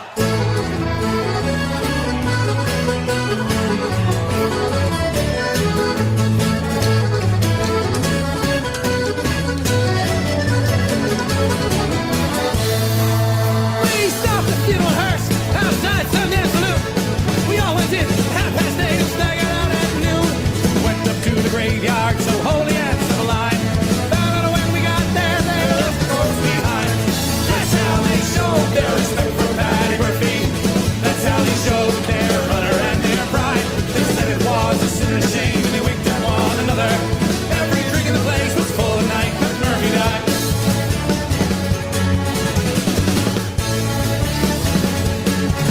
On the night that Patty Murphy died is a night I'll never forget. Some of the girls got loaded drunk, they ain't been sober yet. As long as the bottle was passed around, all the men were feeling gay.